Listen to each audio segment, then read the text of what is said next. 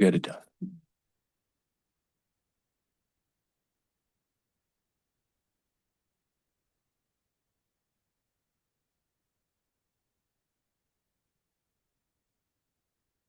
Comcast. Maybe. All right. Thank you, Comms Director. We are back from our closed session for our special meeting. City Attorney, what's the reportable action tonight?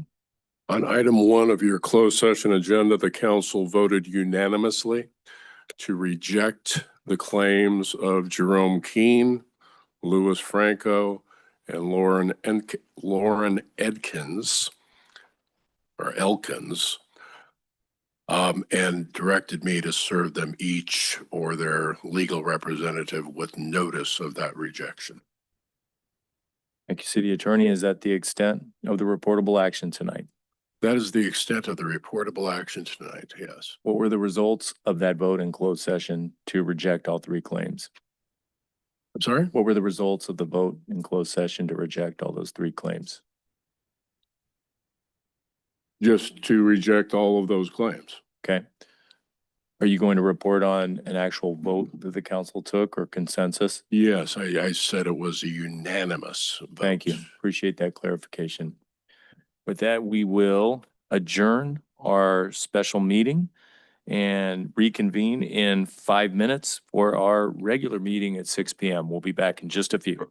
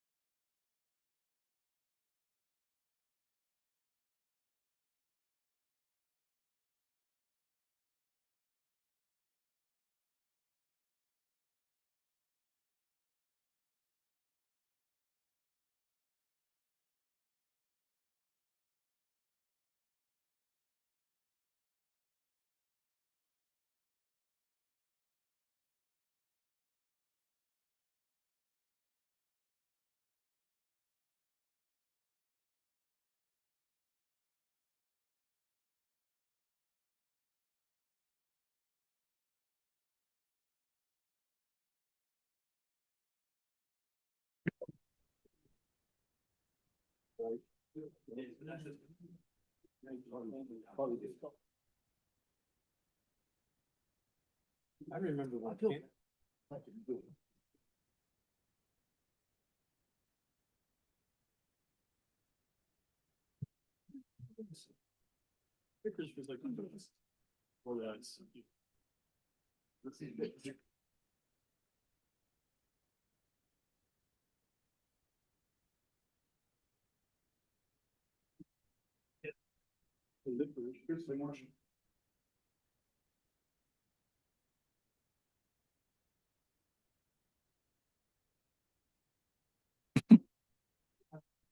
I'm showing 6 o'clock.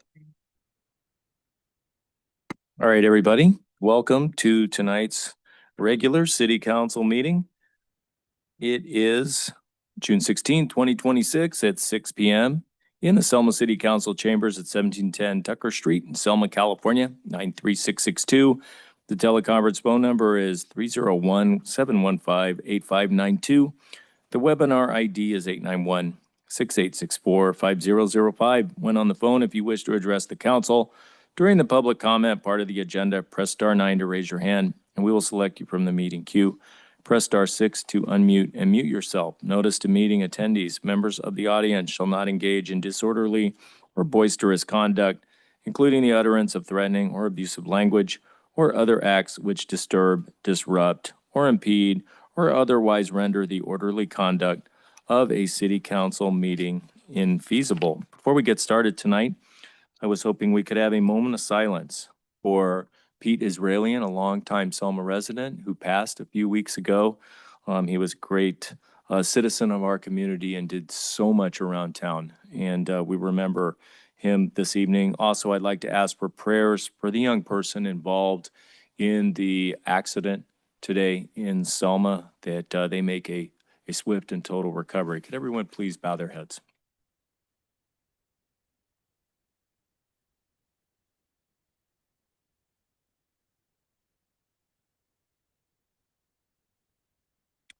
Thank you for that moment of silence. Much appreciated. Tonight, we have our invocation from Father Efrain Martinez from St. Joseph's Church. Father Martinez, would you please step forward? And we welcome you to our parish in Selma.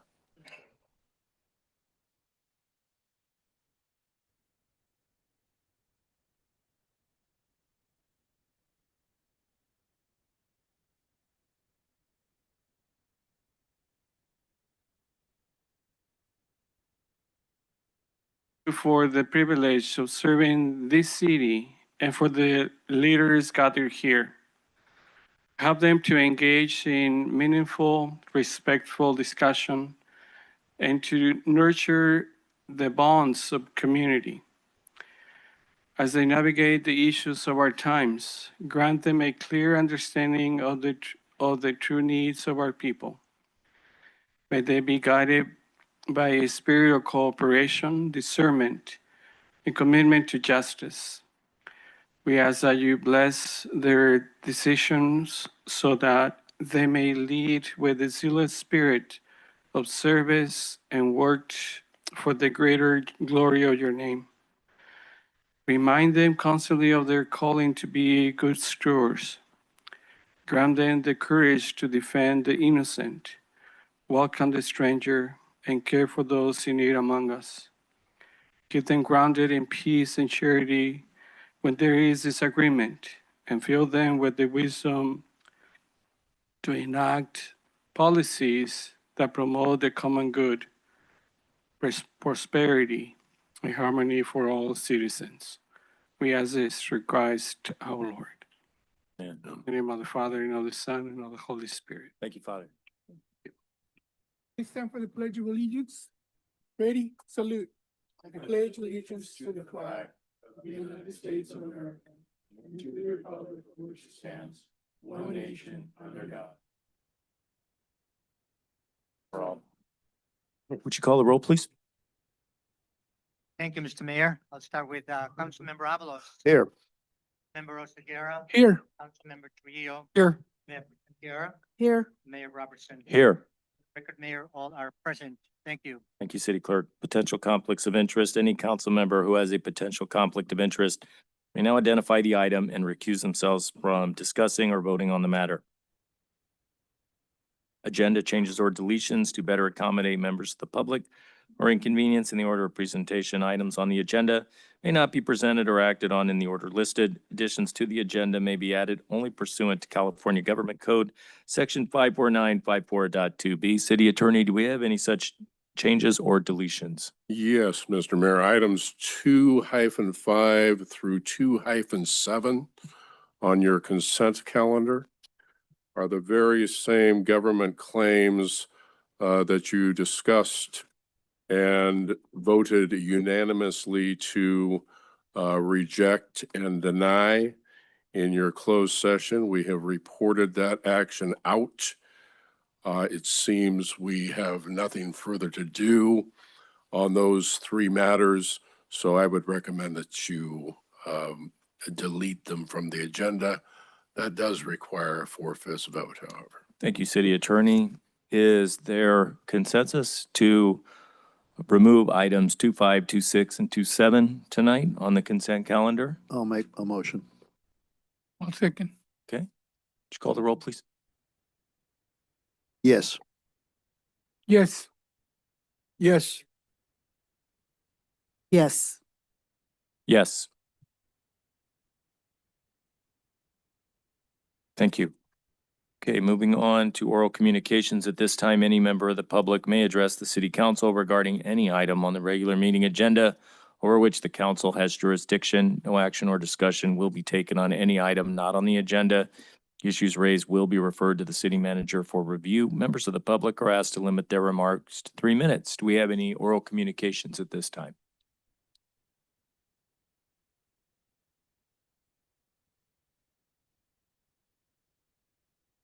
Thank you. Good evening, Mayor and City Council and everybody else. Matt Rogers, I serve as the Board Commissioner for the Fresno Economic Opportunities Commission, and my area includes the City of Selma.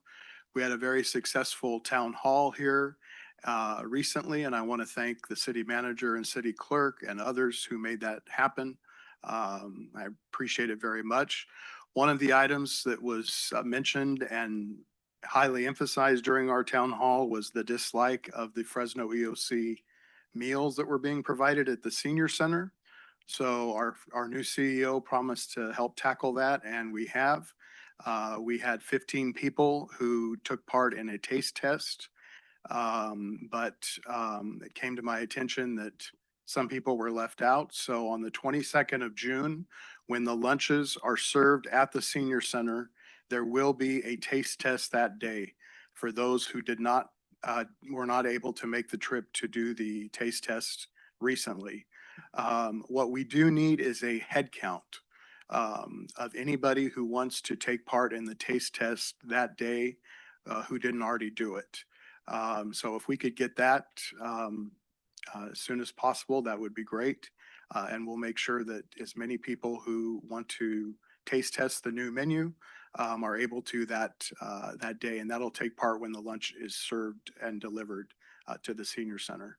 So I appreciate everybody's patience and appreciate our seniors and the leadership at the senior center. And thank you for your time this evening. Thank you, board member. Thank you for your responsiveness. This is a huge matter at the senior center. The menu is huge. City manager, community services director, will you work on that to make sure that the board member gets a head count for the taste test? Yes. Sounds good. Okay. Any other oral communications? 1057 Mill Street, Rose Robertson. I just want to say thank you very much to Matthew Rogers. He's a great representative here for our city of Selma. Now, when we have these kind of matters for the seniors or other things that he represents that we're learning about, it's actually new for me. And when they're able to go to him, he just jumps on it. So I just want to give a shout out to Matt Rogers. He's just been outstanding for our citizens of Selma. So, and it's nice to hear that some of the seniors that were left out, that actually attend every day to the senior center. And in fact, I'm going to be attending that day too. I don't need a taste of food, but I'd like to just observe and learn more about this organization that brings in the food. I like to look at the wrapping. I like to look at what this food looks like. I might be interested in signing up one day for myself, in the future. So with that said, I just want to say thank you again to Matthew Rogers, who's the representative for the city of Selma. Thank you. Ask what time it's Yeah, going to be. Matt, I'm gonna make a comment for Matt Rogers, and, thank you for getting elected on the board. And I don't know, I know Matt Rogers for a long time, and since he's got on this board, he's opened the communication doors, not just for the city of Selma, but, the other areas that he represents. And I thank Matt because it's all about communication and understanding each community's, how would I say, difference of operation.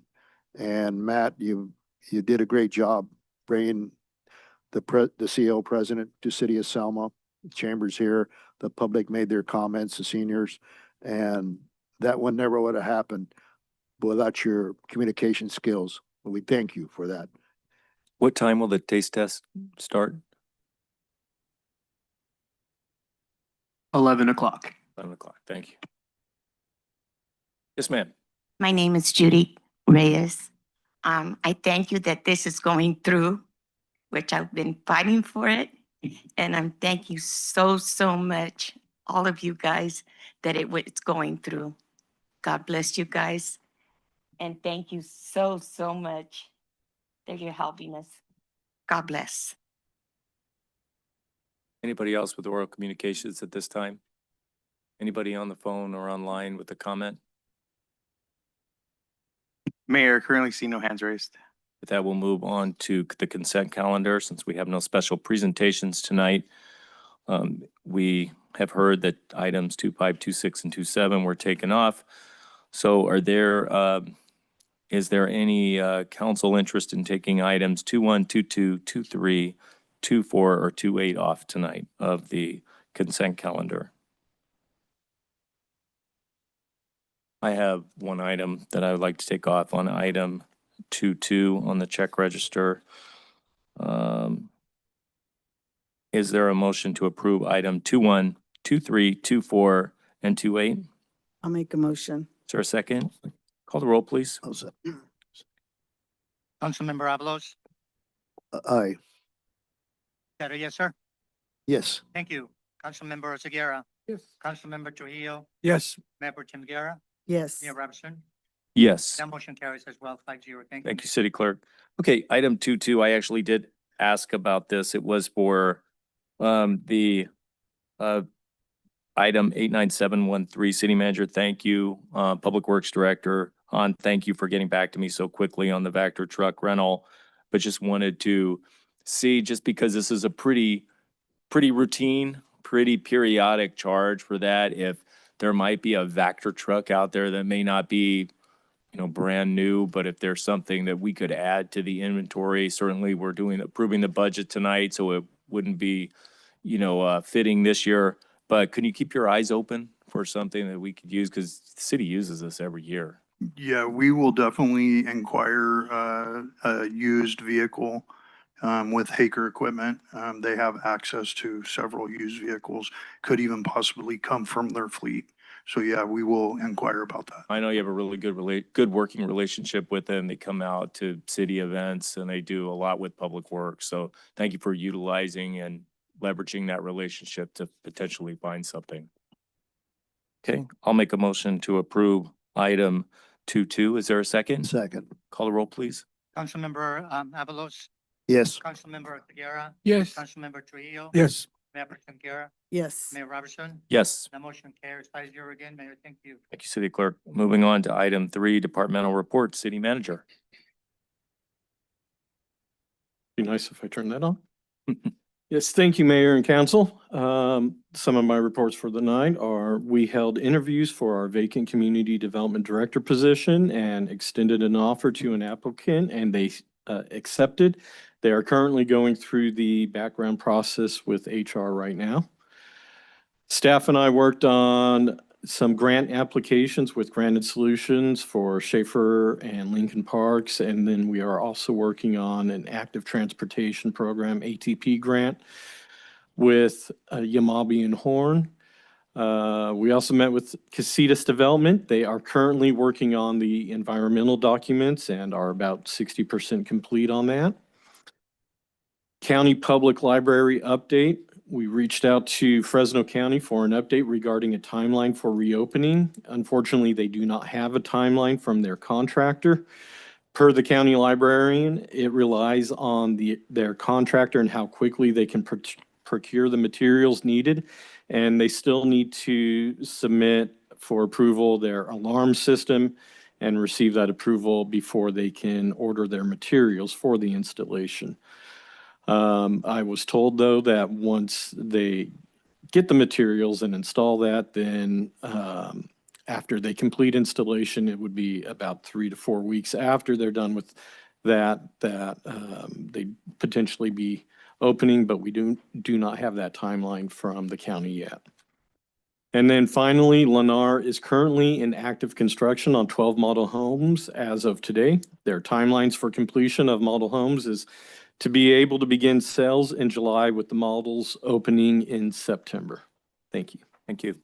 And the library is probably the biggest question I get when that's going to open. So thank you for that update.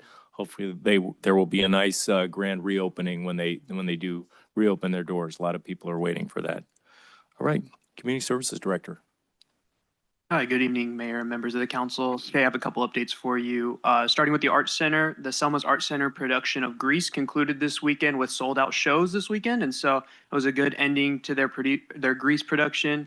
CKP's How to Train Your Dragons auditions are currently going on. They'll be going on until Thursday of this week.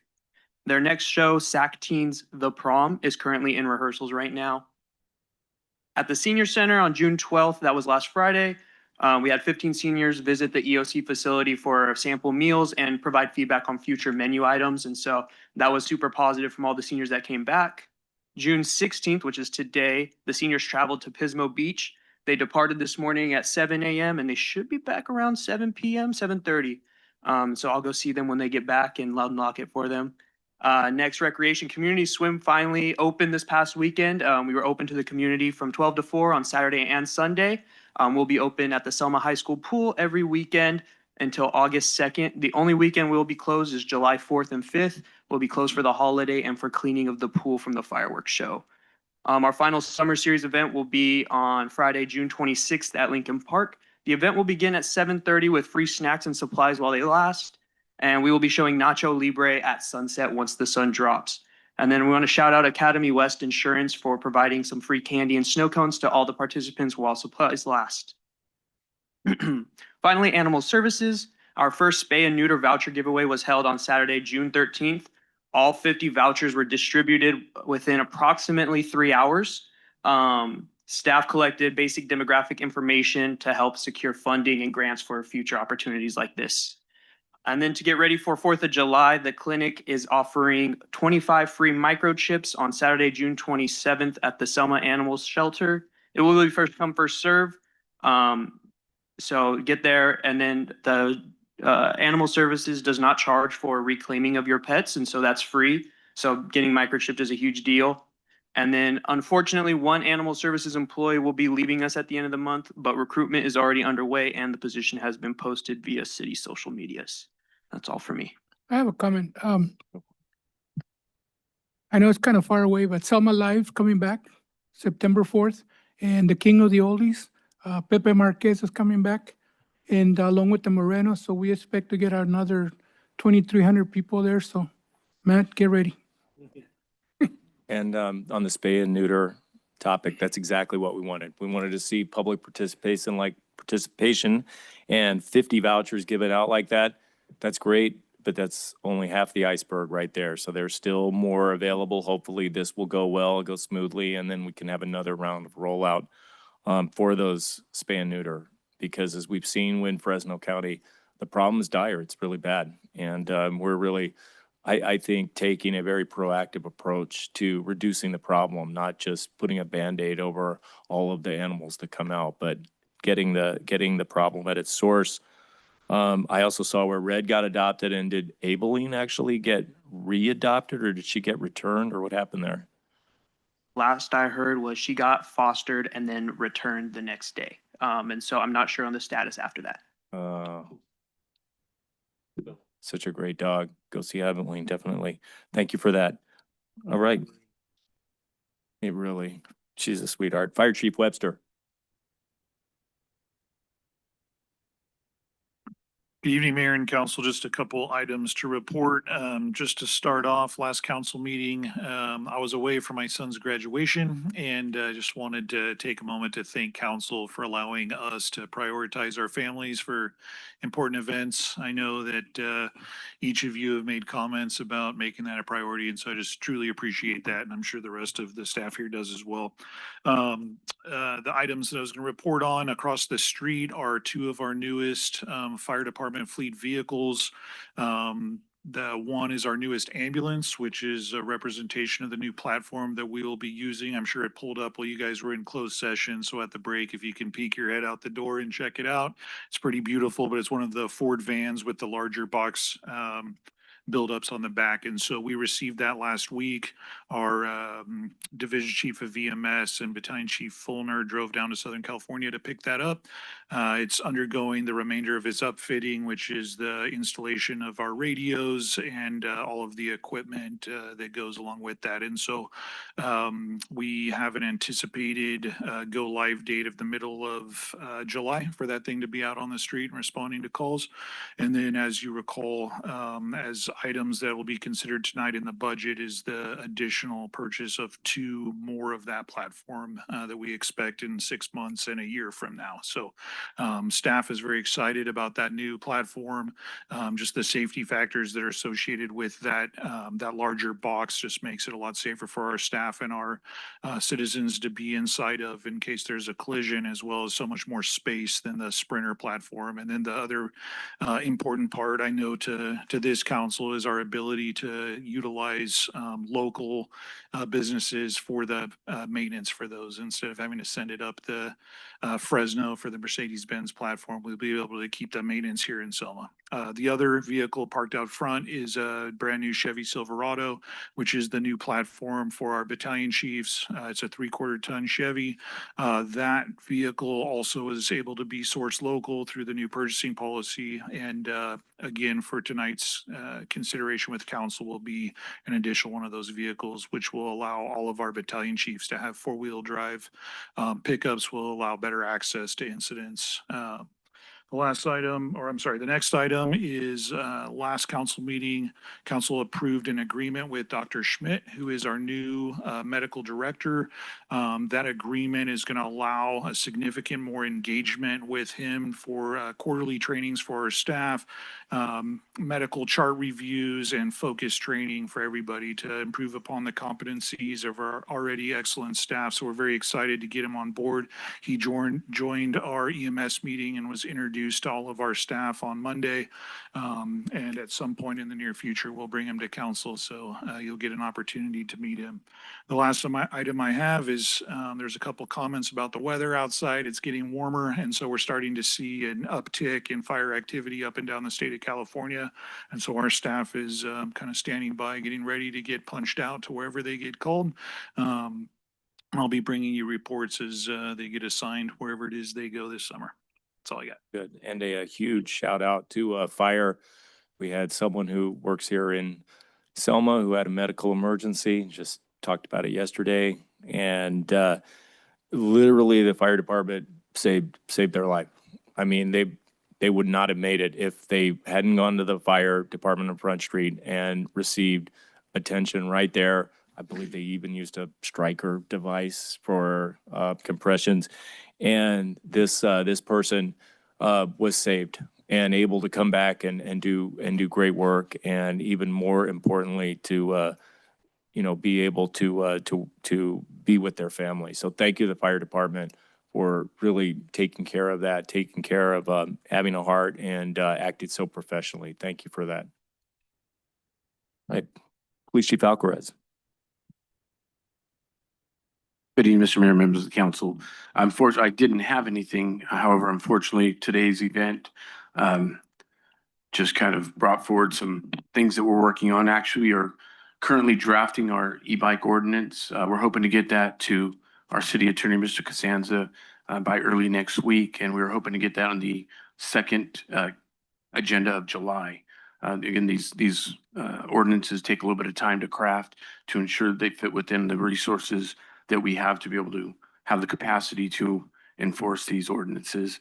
But that being said, I would be remiss if I did not just anyone listening at home or in here, your kids, your grandkids, I strongly encourage parents, family members to have conversations with our children, even young adults, about the importance of wearing proper safety equipment and, more importantly, adhering to the rules of the road. Unfortunately, a lot of these accidents, if you do those two things, you really limit your liability and the risk of succumbing to significant injuries. So it's definitely, we do our part as law enforcement to communicate that message, but that message really is adhered to, or at least really more impactful when it comes from home, from someone that they love.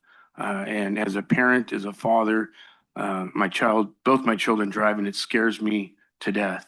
And I couldn't imagine my child riding an e-bike or e-scooter. There's no protection there. So again, really encourage our family members and citizens to have those conversations with our loved ones, and we work together to keep our kids as safe as possible. And again, I appreciate you recognizing that young person, and we will keep in our prayers at the Selma Police Department. Absolutely. Thanks for being on the spot on that one, and our prayers go out to that person and their family. Communications Director Moreno, and thank you for running the live stream tonight, by the way. No problem. Mayor, members of the council, I have a couple of events to kind of share. First, I want to share that this Friday, we are concluding our Food Truck Friday series with Dave Aguayo. If you're familiar with that name, he's performed at the July 3rd events, the fireworks show many a times. He has a great following in the city of Selma. He'll be performing Friday, June 19th from 5 to 10. We have food vendors. We're going to have a wine and beer garden. I want to let the community know to come out and celebrate the last Food Truck Friday of the spring season. Well, it feels like summer now, so summer season. That's coming up this Friday. You can find this on our social media. You could also find this on our website. The other item I wanted to share was an important resource for our community. Speaking of Fresno EOC, as Mr. Rogers presented earlier, Fresno EOC is also offering a free summer meal program. That bus goes directly to Floral Gardens. If you're familiar with Floral Gardens, it's across the street from the cemetery. There are dates that they're offering the free meals for kids under 18. As we know, many families rely on the school to provide those lunches and nutrition throughout the week. And when school's not in session, it could be hard times for families. So Fresno EOC offers this service to our community. They park at Floral Gardens from 1:30 to 2:20. Kids could go onto the bus and have a nutritious meal, which may consist of a sandwich, some fruit, vegetables, peanut butter jelly, maybe a juice, some water. It's open to any kid. They don't have to be a Selma Unified student. They don't have to be a resident. There's no documentation needed, and there's no registration needed. So just show up on the bus, and kids get to eat for free. I definitely wanted to share that with the community, but I also wanted to share with council. So if you know anybody in need, they show up at Floral Gardens, and they could use that service. Last thing I wanted to share was the Battle of the Badges. I've been working with the admin assistant for the chief on this to try to get the word out a little bit more. Friday, June 26th, there's going to be a blood drive for the Battle of the Badges through the Central California Blood Center. So come out and support from 9 to 12, donate blood. From my understanding, it's like a competition between all of the police departments. I see the promotion starting to ramp up. So of course we want to be the best, right, Chief? I'm hoping it's a per capita formula. So Sure. I know we're competing against Fresno and sheriffs, but I see Fowler and other cities ramping up their promotion. So if you have the ability to donate blood, please take this into consideration. Friday, June 26th, you'll see some more content going out around this. And that's all I have right now, Mayor. Thank you, Director. I think you finished the head count as well, the headshots for the fire department? in the last- Absolutely. We shot about 30 to 40 headshots for the fire departments for their internal use, but also maybe their badges and other things that they need them for. So those should be printed and posted out soon. And we have spoke about maybe doing some potentially for staff, so that every staff can have some type of headshot, so folks know who they are when we're working with them. Great, thank you for doing that. I think that's a first. Mr. Mayor, if I just piggyback on the community, on the blood drive. Yep. These blood drives are crucial, especially for events like today, where we have a significant injury. Then that blood is readily available for these victims or those injured in serious accidents. So it's just someone to piggyback on that. There's a little bit more motivation to come out Friday and donate. Sounds great. Thank you for that. All right. Public Works Director Hahn. Thank you, Mr. Mayor, members of the council. Just a couple of updates tonight. In the month of May, I brought in a department update that we were purchasing ADA drinking fountains for our Schaefer Park location. Those have since been installed. We're going to continue through this next fiscal year looking at other locations at other parks to also install those ADA accessible drinking fountains so that everyone can get to the water. We also had a end of school year party that Miss Torres had for the Boys and Girls Club at Salazar Park, which we were kind of rushed, but we got the splash pad functioning for that event, that party that she had that day. During that event, we realized that there were some of the valves that were leaking that run that splash pad. My staff identified that and has since gone in this week, yesterday, and actually replaced all 4 of those valves. Splash pad is up and functioning appropriately now, and it's open, I believe, from noon to 8 o'clock, Monday through Friday. The last item that I had to update on is that we are finally building the dressing rooms for the Arts Center and Performing Arts Center. And those rooms, we're hoping to have those dressing rooms done by the end of next week. And that's all I have. Great, just in time for the next production, huh? Correct. All right. Sounds good. Thank you for those reports. As we do, we are now going to take a 5-minute break for folks who are here tonight when you can visit with our department heads, and any department heads who don't have any more business with the city. We wish you a good evening. Thank you. We'll be back in 5 minutes to conclude our meeting.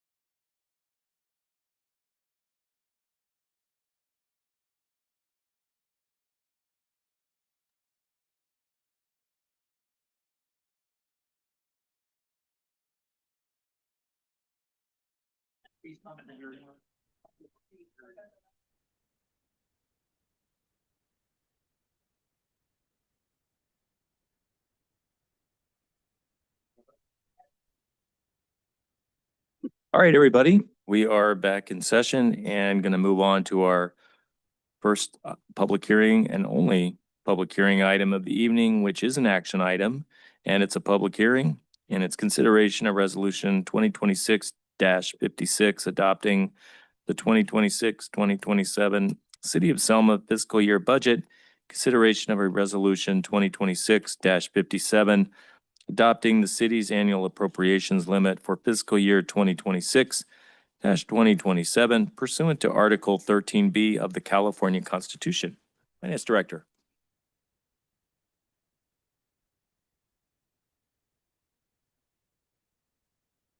Thank you, Mayor Robertson and council members. Tonight, we're going over the proposed 26-27 budget. And we do have copies of the power slides in front of you all. And on the actual budget document starts on page 68.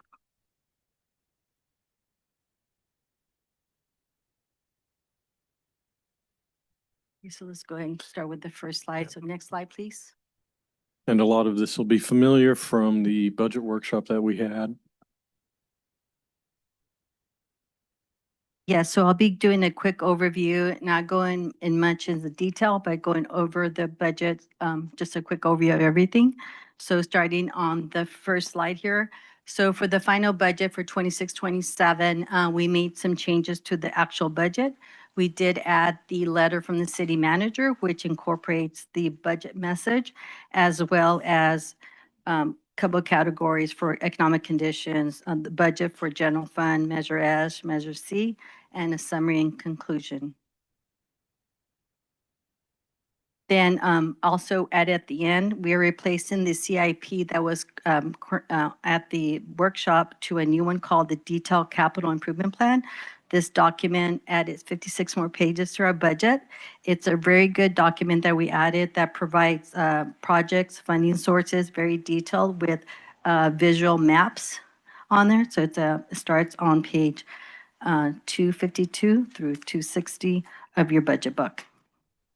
Next slide, please. So for the changes that we made from the budget, from the May 26th workshop, we were directed by council to change. We made revisions to the city attorney's budget, reducing it by $25,000 for the legal fees from $250,000 to $225,000, as well as adding an additional $2,000 for our funding for our recreation events such as Selma Live, again reduced by the city attorney budget reduction, and the remaining to city clerk's professional services budget for future election related costs of $23,000. Next slide, please. On this slide here, as previously mentioned, for the proposed 26-27, we are proposing a surplus of $346. And again, the ending fund balance estimated is 14.9 million. Of that, 15% is 3.2 million for the reserves and 5% for 1 million for total of 20% for any estimated reserves for the 26-27 estimation. Next slide, please. So the overall budget assumptions, as mentioned on the 26th budget workshop, we had all the departments had returned to a base budget. And also to balance the budget, we use one-time fundings from the internal service funds, pension obligation bond debt allocation, and funding from the PARS 115 trust funds to balance our budget, as well as some future assumptions for 27-28. Again, mentioning the loss of the Measure C, which is 1.4 million, as well as continued ongoing negotiated salary increases and increases in pension liability and health costs. Next slide, please. So just a quick overview of all fund expenditures. This is on page 87 of your agenda. Again, the total budget for all funds is 65.6 million. Of that, general fund is 33%, followed by special revenue at 31%, Then we have enterprise at 17%, followed by internal service 11%, and the remaining under 4%. Again, this is just the chart for expenditures is on page 87 of your budget book. Next slide, please. This one is for the revenues by type. Again, the revenue chart is on page 88. You do have a detail pages of the revenues on your agenda on page 92. Of this revenues, we have 21.3 million. Of that, three of the highest revenues coming to the city is our sales tax at 41%, followed by VLF 13%, and property taxes at 11%, and all remaining others at 11%. Slide, please. So this slide here is general fund expenditure by division. It's broken down by different division, administrative services, finance, police, so forth. Of this, it's on page 89 of your budget book. As you can see, police is the highest at 36%, followed by fire, 22%. And then we have the administrative services, which incorporates the city manager, city attorney, city clerk, and HR at 10%, and then followed by development services, community services at around 7%, and all remaining under 6%, which is the finance, public works, and internal service. Next slide, please. On this slide here is just for personnel. It indicates that it's on pages 80 through 84, which lists all the employee count in your budget book. And it does indicate that 14.1 million is personnel cost, which includes salary, overtime, taxes, insurance, CalPERS, and any sick and vacation payouts. Again, it's 14.1 million, 66% of the total budget. And again, listed on your detailed book on page 80. Next slide, please. So just to do a quick overview of our proposed budget for all the departments, starting off with administration. So there's no changes requested for city council and city manager. Again, the only changes we made from the budget workshop on May 26th was for the city attorney, which was reduction of 25,000 in the M&O. Next slide, please. Going on to city clerk, another change that we did make here as well. This is listed on page 108 of your budget book and is for our city clerk. We did add 23,000 to professional services for any future election related expenses. Again, this is offset by the reduction in the city attorney's budget. And the total budget for that is 209 for city clerk. So going on to administrative services, incorporates 4 divisions, the HR, insurance risk management, data processing, insurance. We had no changes on this slide here. I just want to also mention that we're having 200,000 for the city hall remodel out of fees and facilities. But other than that, there was no changes on this slide at all. Next slide, please. Going on to finance, as of the presentation on the 26th, there was no changes here. A total 1.1 million for the finance division. That starts on page 110 of your budget book. Next slide, please. So going on to the police department, we have police administration starting on page 113 of your budget book, followed by the field operations and police support on page 118. This has been no changes since the workshop on the 26th for the police division here. On the next slide, we have code enforcement again on page 121 and dispatch on page 123 with no changes as well. Going on to the special measure S, which is the police division. Total measure S is 2.5 from the special revenue fund, and there was no changes as well on this division. Going on to the fire department. If you look at the departments, it incorporates a fire administration and operations support and prevention. The fire administration starts on page 125, and there was no changes. Total expenses for the fire department is 4.8 million. Slide, please. On the ambulance division for the fire, it starts on page 219 of your budget book. So the total ambulance is 8.5. And again, I know Chief Webster mentioned the two ambulances of 640,000. Other than that, there was no changes from the workshop on the May 26th. Going on to equipment replacement fund, which starts on page 170. We do show that it's a total of 215,000, and there was no changes from the workshop on the 26th. I do want to highlight the command vehicles of 125,000 and the furnished for 70,000. Other than that, there was no changes from the presented May 26th workshop. And on the next slide is just the Measure S, the fire division, starting on page 203 of the budget book. Total for the special revenue Measure S is 951,000. Starting on Community Development Department, which starts on page 144 of your budget book. There was no changes there.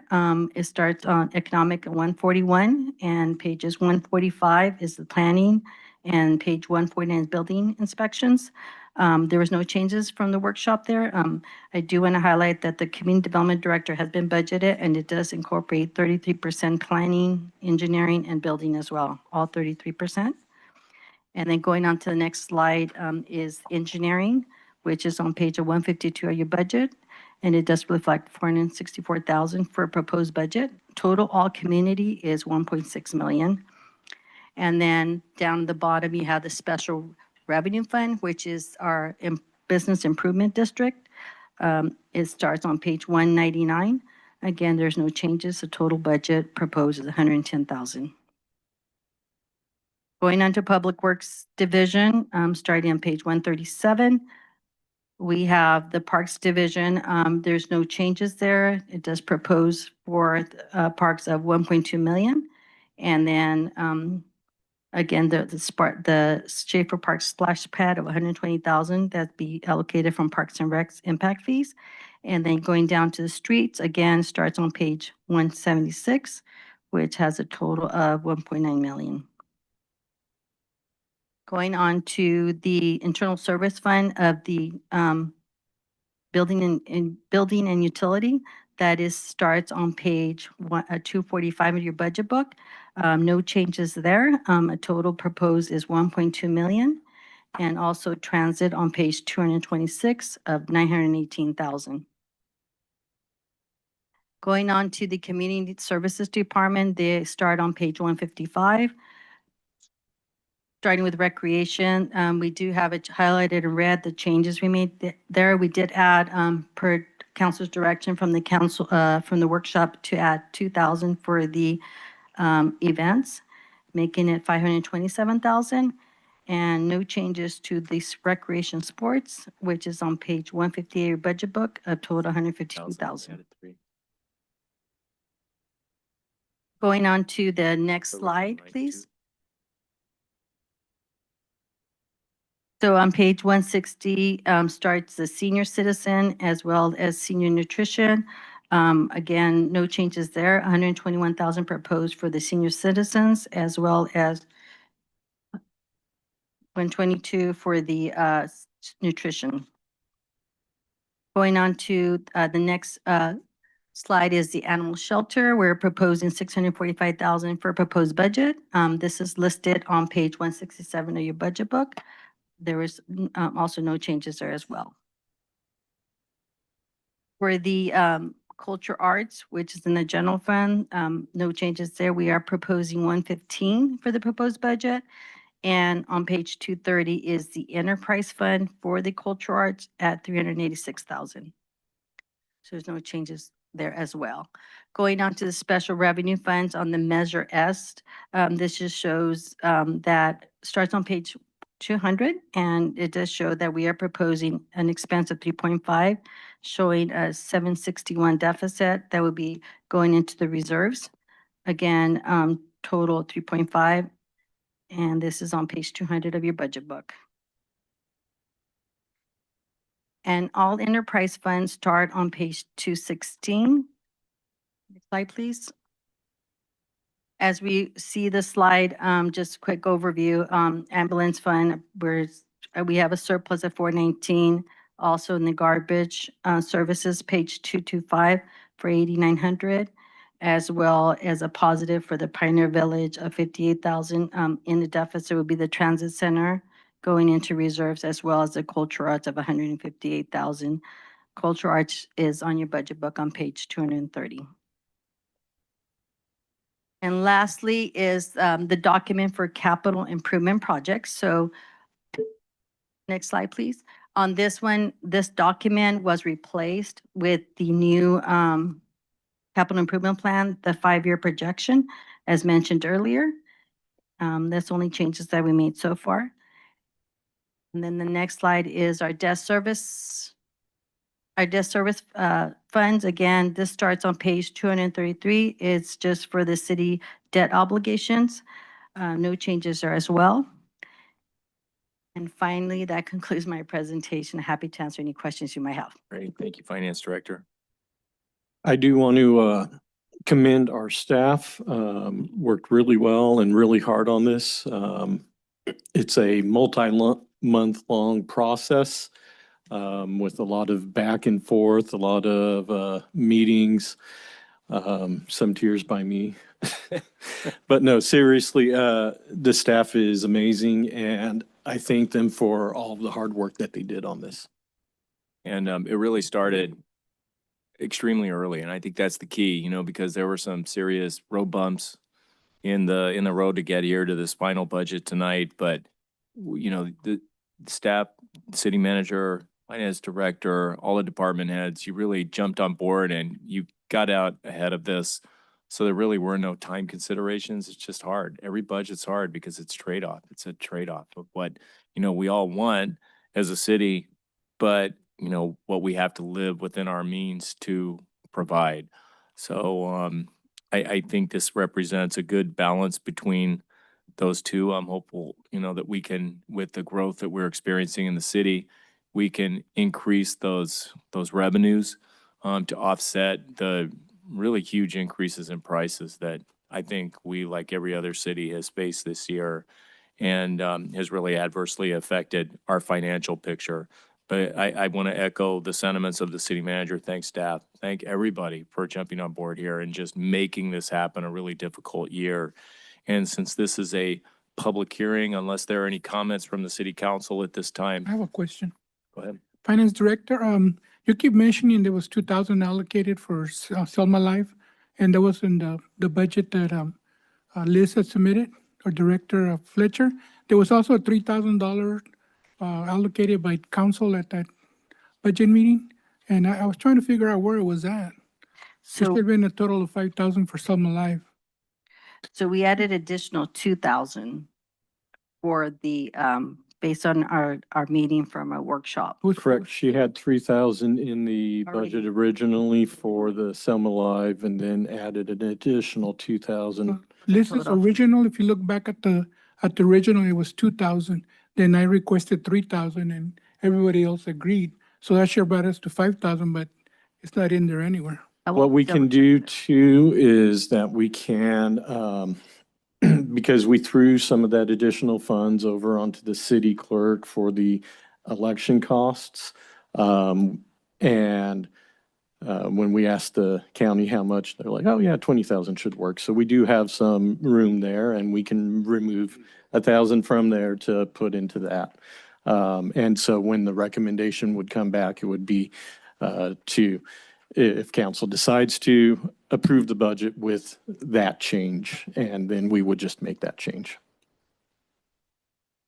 I have a question too. You mentioned a splash park at Schaefer Park, was that correct? That is correct. Okay, so that has been budgeted for, Yes, that's where we remove the young kids playground and that circular raised stem wall area just to the east of the big playground. okay. So that has been budgeted and we're currently looking for match grants right now so we can build a really nice splash park. That would be really nice. And I too want to just commend everyone, every single one of you and staff, because it is hard. Sometimes we run into hard times and we don't always feel like we get what we want because sometimes it's happening everywhere. You know, I sit on another board and I'm looking at what health is going to do in the next future that's coming. You know, people are very concerned what is going to happen with our health rates. So I just want to commend you all for working so hard and diligently getting this budget. But, you know, we'll look for the future. I mean, just because this is what pretty much is the way it has to be, does it mean that we can't make some amendments or some changes down the road if need be? So hopefully, you know, with that, you guys can feel that, you know, if it does come down to an emergency or a staff issue or what have you, you know, I know that Jason's so open and he will be willing to work with all of you. And I'll tell you, I mean, just moving forward, this year was amazing. And thank you, Finance Director Maggie, for the information. I mean, it's just something that, you know, we didn't have before. And I really appreciate everything you've done. So thank you guys all. Thank you. You know, one thing, like Sarah said, we like to thank the staff and everybody. Everybody's a team, you know, regardless what department you belong to, you know, but I like the budget came out very challenging. And you didn't, I commend you when you did include Measure C, a loss of 1.4 million that was included. So that, you know, that's a little bit of game changerness, not just our city, but other cities as well that have Measure C. Unfortunately, that it didn't happen, go to the ballot. So it's just one of those things. And so, but once again, I commend the staff again. You know, they work very hard trying to balance his books and everything. And Jason's, you know, he's the captain of the ship. He has to make sure the ship is running smoothly. So I commend you. And all departments that brought it, you know, brought the reports in and make some concessions and everything. I thank them very much. And that's every department. I thank you guys very much. Thank you. And then additionally, I also want to thank council for, you know, their comments and working with staff as well during our workshops. And also most importantly, our public who have reached out regarding concerns, needs, but showing up to our meetings as well and providing comments as well. Because this is who we do it for is our public. Agreed. This is a public hearing, so we will now open the public hearing to the public. If anyone has any input they would like to give at this time, please come forward, whether for or against this budget that we are looking at approving tonight. 1057 Mill Street, Rose Robertson. I just want to say, just sitting in the back in all those years when previous to this new council and not having a finance director for all these years, and I'm going to say it again, it was really scary. I mean, we didn't, in my opinion, who knows what would have happened to our city financially. So it's good that, you know, we need our employees to get paid. We need the citizens of Selma to be aware that you always need to have a financial director to help everyone out, the departments, the department heads who know how to keep their finances intact. But I do want to say, with everything going up, gas, just everything in the households and everything, you guys got to understand one thing: our citizens here are very grateful because we saw where some of the money went, and it was ridiculous where some of the money went previous council. And they're seeing that the money with gas prices and everything sky high, they're getting some events here. And let me tell you, it's very positive, these events here. They can't travel much right now. It's kind of steep. They're just paying their mortgages, they're paying everything. But you know what? They can walk down to the park. They can walk down here and just enjoy themselves with their families. So they were able to come to the movies. They were grateful for that. Just these things that are free, they're very grateful for. And I just want to thank this council that they're giving back to the community. The same people who that are the taxpayers here, the citizens that live here, they're seeing more done for themselves. It's all they ever wanted. So I want to thank, our PEIO. We're the ones going to be working it again this Friday. We're the ones not going out of town. We're going to be the ones volunteering. We got extra people here already that said, Commissioner Ramirez, Ella Ramirez. We got people who are already going to volunteer, get ready to roll. They love these events as well. And I know Scott and I are stuck here, so we're going to be volunteering as well. So, and this is for our citizens. So again, I just want to thank this team. This is a great team who are watching our finances. And this is great for Selma to hear you guys are all working really well together, and for most of all for the community. Thank you.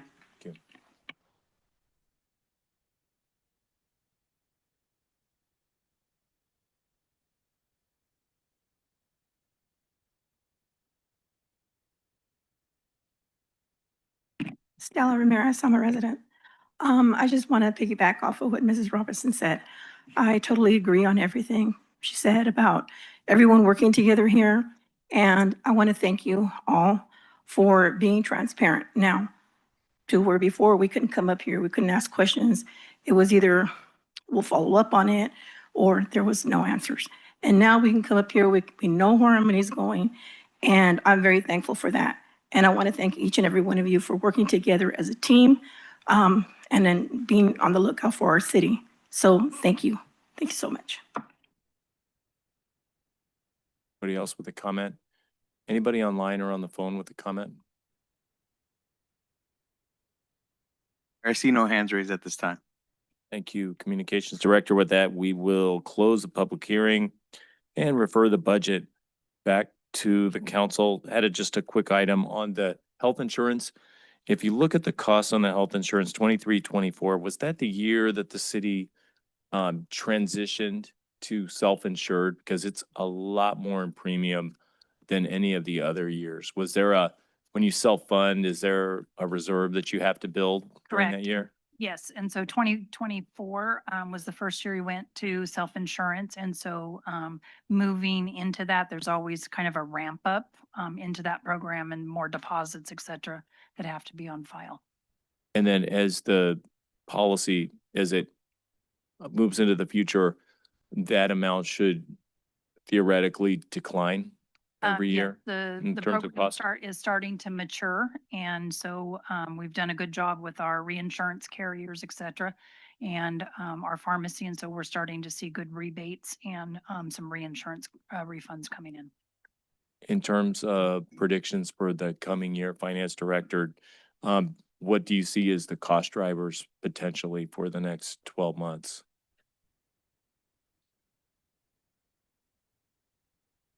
As far as expenses, so of course, health insurance and also PERS might increase a little bit as well. CalPERS, They might be increasing the percentage that they get. safety, yes. Got it. Okay. And then in terms of the 23,000 that was left over, I know the Finance Director said that has to be allocated, and it was allocated to a special election. That election would be to replace Measure C potentially. So the funds were actually allocated for the upcoming November election. This And November. potentially if we need to go into a special election. So for replacement of Measure C or something, if that does not pass on the November election. I know the council had discussed the potential for getting an ice skating rink in December. I know that staff's working on that right now.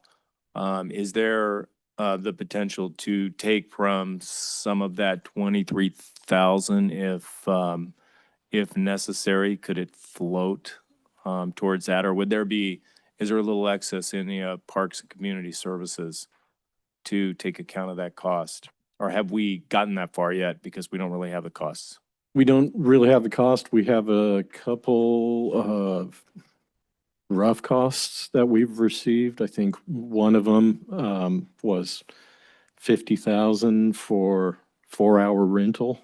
It was 40,000 for a 4-hour rental for one day. 40,000 for a 4-hour rental for one day. 10 grand an hour.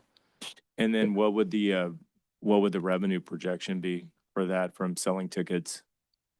We didn't have one. We didn't do that analysis yet. We were trying to find other agencies or other vendors that have provide that service. Well, the good We news is reached out. you found the top end. Now we just need to find the other We side. reached out to 4 different companies located in California, and so far the only one that's come back with the quote has given us that 40,000 for the 4-hour rental. And I know that there are some other agencies that have had a skating rink, and I doubt they all started by buying their own skating rink. Maybe they started Mhm. renting. Maybe it might be worth some reaching out just Yeah, to see we're what they gonna did. reach out to those agencies, and we've started that process so that way we can bring that item back, and then we can work within the budget at that point. Any other questions about the budget? I know we have parks. We have Pioneer Village. We've been talking about the restroom, and we're hopeful that we'll get the T-Mobile grant that will be announced in June 26th. Yeah. But given that, even if that doesn't materialize, do we have some amount built into the budget? would- for We the- put some funding in there, sorry. I'm sorry, there was a 274,000 that they allocated. That could be used for that, right? Yeah, we put funding in there for that capital improvement, using development impact fee funds. And that's all for next year, Correct. Starting July 1st. July 1. City manager, does that include the demo for that one building that appears to be falling? Unger Theater. The, I apologize, I do not recall, but I can look into that and get back to you regarding that. I want to say no at this time. Michael, do you remember that? I know there was an So estimate, right? I believe you're speaking of the Chinese section buildings that are at Pioneer Village. The one that's fallen down when you go right in. the Okay, so gate. that one, we have not even looked at getting a quote to tear that building down. We did have quotes for the Chinese section buildings. But there's stuff that staff needs to work through because evidently there was a grant back in the day that was given to the city to move those from their original location to Pioneer Village. And we're trying to work through the specifics of that grant because we have a feeling that if we tear those down at this point, that the grant has to be repaid. So we're working through that currently. We can absolutely start inquiring for to demolish the dance hall, which is that first building to the left as you come in. But that is not budgeted currently. What about monies that were budgeted for Pioneer Village? I know we get a monthly rental fee from settlements. So, I mean, where are we at with that? I know there's money in there. Right, and we do have some funds that are allocated towards regular maintenance and operations for Pioneer Village based upon the funding that we do receive over there. And then, as I said, for some of the improvements that we are doing, we can hit development impact fees. We can't use development impact fees for maintenance type purposes, but we're looking at all revenue sources to be able to do those improvements that we need to do. Yeah, the only thing with that building, it's gonna fall on somebody pretty soon. Nothing is ready to go, you know? I mean, I don't know if we need to put a fence around it. I don't know what we need to do, but Yeah. last time we were there, you remember, Mayor Pro Tem, it's in pretty bad shape. All it takes some kid to remember. go over there and, you know, jump on it and somebody's gonna get hurt and it's gonna cost more than it's gonna take to demolish. So we can definitely look into putting temp fence around that to secure it from anybody being able to get into that area. Yep.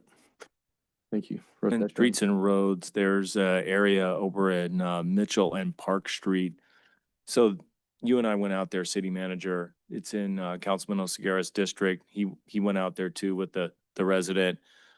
It's really one particular area that didn't get the ramp at the corner. They got the ramp south of that in front of the old cemetery. But farther up north, that didn't happen. And I don't know why that didn't happen. Can the city do like a ramp job in isolation on just is there something in streets and roads for a job like that? Yeah, there's, there's a fund for Measure C ADA improvements. And that's what it would be, it'd be ADA.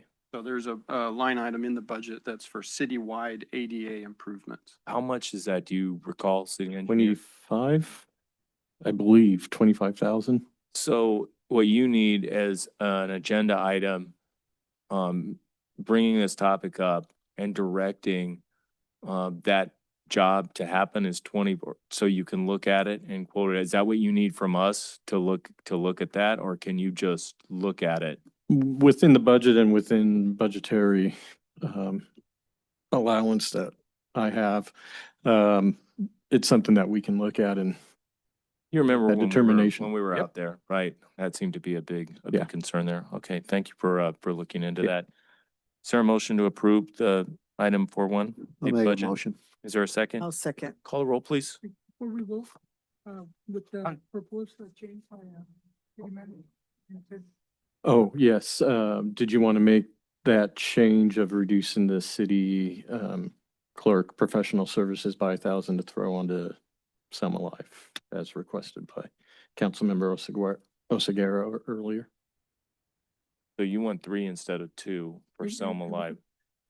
Okay. So you want to take that out of the city It clerk was budget? supposed to be 5,000 altogether, Okay, so. I'm fine with that change. Is everybody Only okay with that? $1,000, it's only $1,000 more. Councilmember Avalos, Yes. Councilmember Seguera, Yes. Councilmember Trujillo, Yes. Deputy Guerra, Yes. Mayor Robertson. Yes. The motion carries 5-0 with the change as articulated by the city manager. Thank you. Thank you, City Clerk. Moving on to our items of regular business tonight. Item 5.1 is an action item adopting Resolution 2026-58, approving the retention of AG Global Solutions for strategic legislative funding support services related to the Marketplace at Selma project. City Manager. Yes, thank you, Mayor and Council.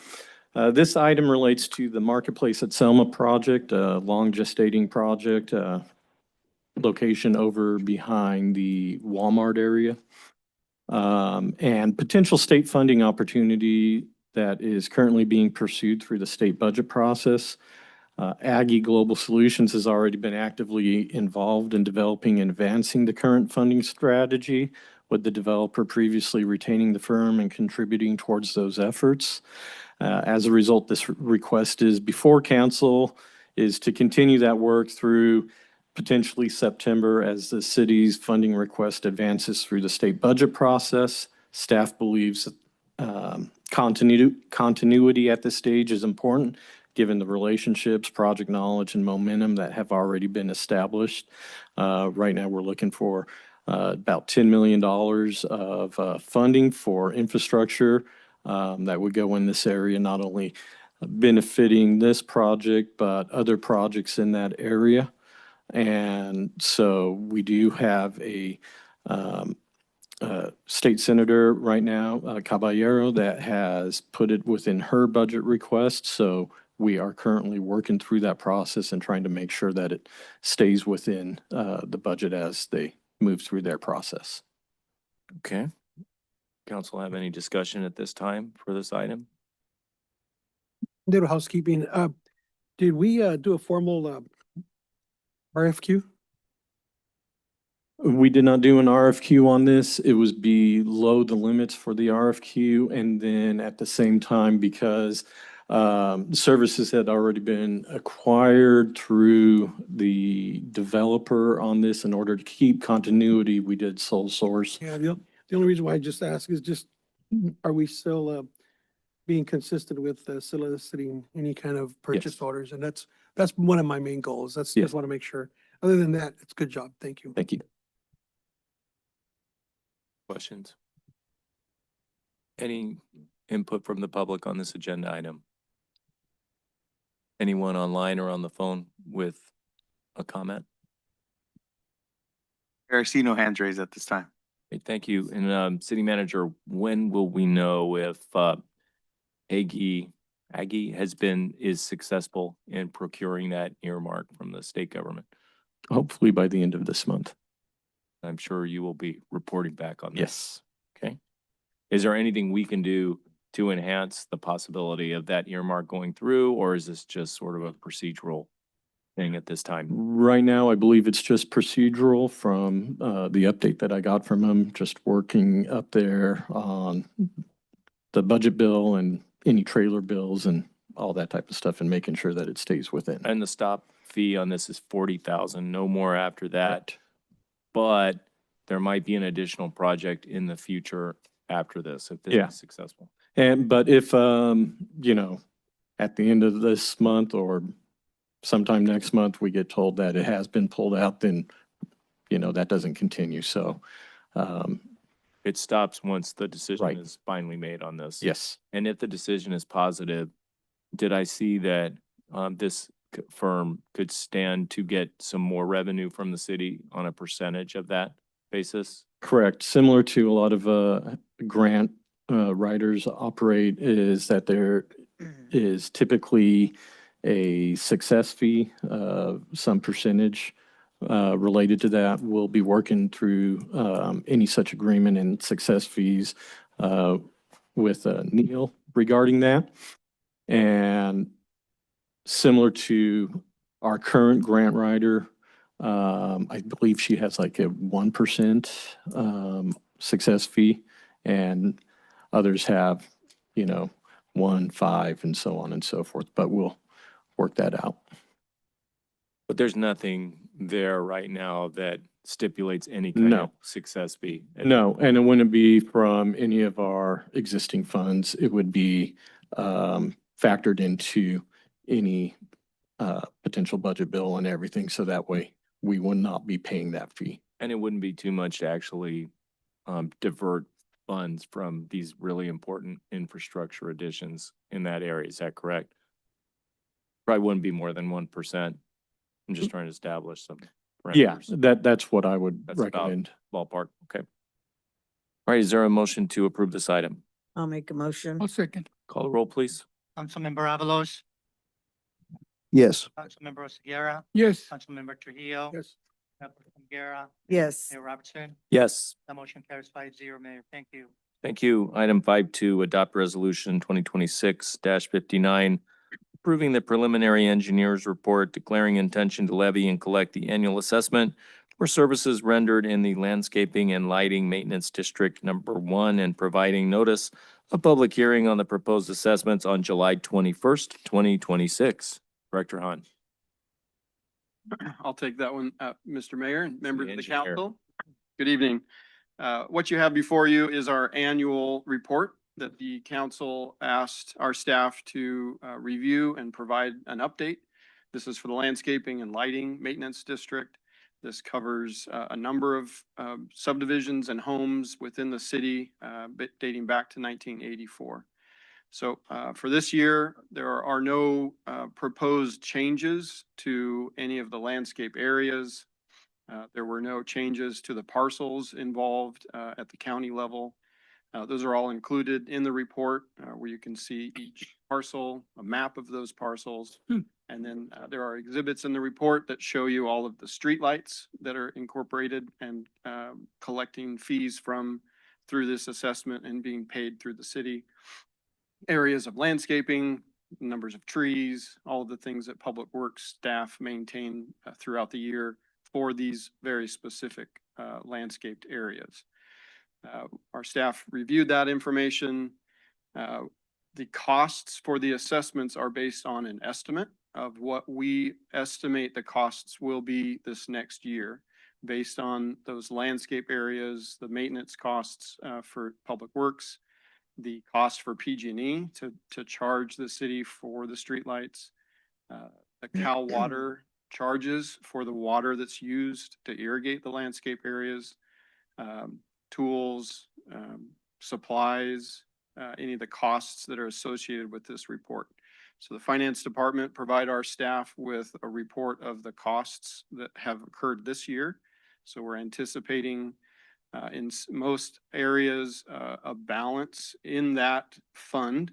So that is taken into account, which then whatever is proposed as an estimated cost for next year, you can see that accounted for, and the assessment rate is only being proposed to cover the costs for what is proposed next year. And if there is a balance projected after this current year, the assessment will come down because we don't need to collect more money than what we're proposing.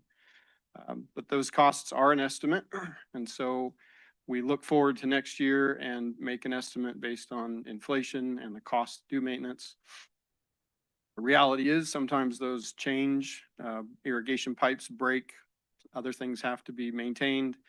If the summer is hotter and longer, you're going to be irrigating a little bit more. So that's why we see at the end of the year, we take an account that we estimated a certain number, but the reality is it might be a little different. So for this report, there are no proposed assessments higher than what they have been in the past, which would have required I believe, a Rule 218 process to increase those assessments.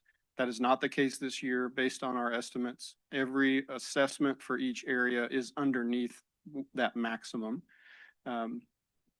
Some zones, the costs went up. Some zones, the assessment went down. And I believe it's based on just the reality of different things happening in different area, based on maintenance, based on the amount of water that was needed to keep the irrigation working. So the report's before you. It includes the information that's needed for the finance department. Once it goes to public hearing and is adopted, those assessments will be sent to the county. We're proposing a public hearing on July 21st, which is a regular council meeting. That's a part of the process for the Streets and Highway Code that we're required to have a public hearing, and any of the residents can come at that time. So tonight, this item is the preliminary engineer's report with those proposed assessments. If you have any questions, I'd be happy to answer those, but we're asking for approval so that we can continue this process into July. Thank you. And then if there's a surplus based on the estimates from this current year, can those carry over to next year, or does it all go back to zero? No, it'll carry over, similar to what's happening this year. You'll see a column of the projected balance in that fund. Oh. And that money is then used for the proposed assessments, and it reduces the That's why it doesn't balance every year, because you're carrying over or you're borrowing from the next year. part. Got it. You'll see it, we're about half of what we were last year. So I think if nothing horrible happens or out of the realm of reality, things start to kind of balance out. Might even be a reduction next year. Yeah, Given some the zones half are, some zones surplus. are reduced, yeah. Sounds good. I have a question. Just a really quick question. It has nothing to do with anything else. Who creates the formula to either increase or decrease the lighting districts or the landscaping districts? So that's an engineer's estimate for each zone that I'm looking at based on costs of what it actually takes to do maintenance. Nice. There's engineering estimates for Yeah. per square foot. So those are all in the report. Every zone has an engineer's estimate. And that's where you get the determination if it's going to increase or decrease based on our public works, water usage. Proposed PG&E increases. yeah. Yep. Nice. Okay. Thank you. And then Amberwood is its own community facilities district, so it's not a landscape and lighting maintenance district. It goes a little bit beyond that, right? Because the community facilities district has a little more assessment than just water and PG&E. Is that correct? But it also includes the LLMD components. Yes, it includes fire, police, storm drain, street maintenance, beyond what an LL. A bit more comprehensive. A little more. I have another question. That's really important. That's an important situation at the end of the year to factor in. Thank you. Thank you. Any comments from the public about the LLMD engineer's report? Anybody online or on the phone with a comment on this topic? Mayor, I see no hands raised at this Is time. there a motion? Thank you, Comms Director. Is there a motion to approve this item? I'll make a motion. Is there a second? Second. Call the roll, please. Councilmember Avalos, Yes. Councilmember Noguera, Yes. Councilmember Trujillo, Yes. Mayor Pro Tem Guerra, Yes. Mayor Robinson. Yes. That motion carries 5-0 again, Mayor. Thank you. Thank you. Item 5.3, consideration of boundary adjustments for the north annexation. Oh, I'll defer to Interim Director Emerson. Good evening, Mayor, council members, Bonique Emerson, Interim Community Development Director. I do have a presentation on this item that I think might be helpful. So if it's okay, we'll go ahead and pull that up and I'll run through that.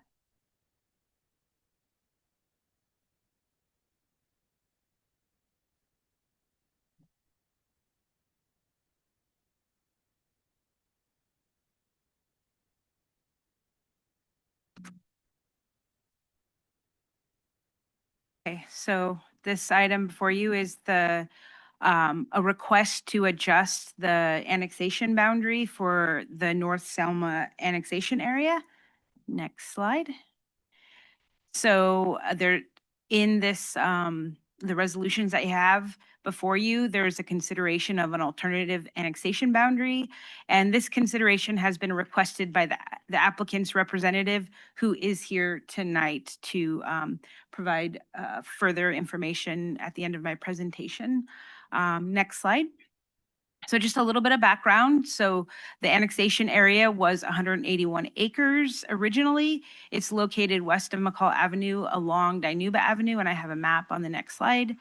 Planning Commission recommended approval of the pre-zone and annexation area in August of 2025, and City Council approved the pre-zoning and annexation in September of 2025. Next slide. So here is a depiction of the original annexation area. Next slide. And again, this is just the official map. This was what was presented to LAFCO. Next slide. So the City Council has acted previously on this, as previously mentioned.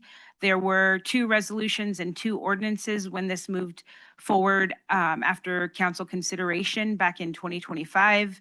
And these approvals still remain in effect and are subject to LAFCO action now. Next slide. So why is this request before you?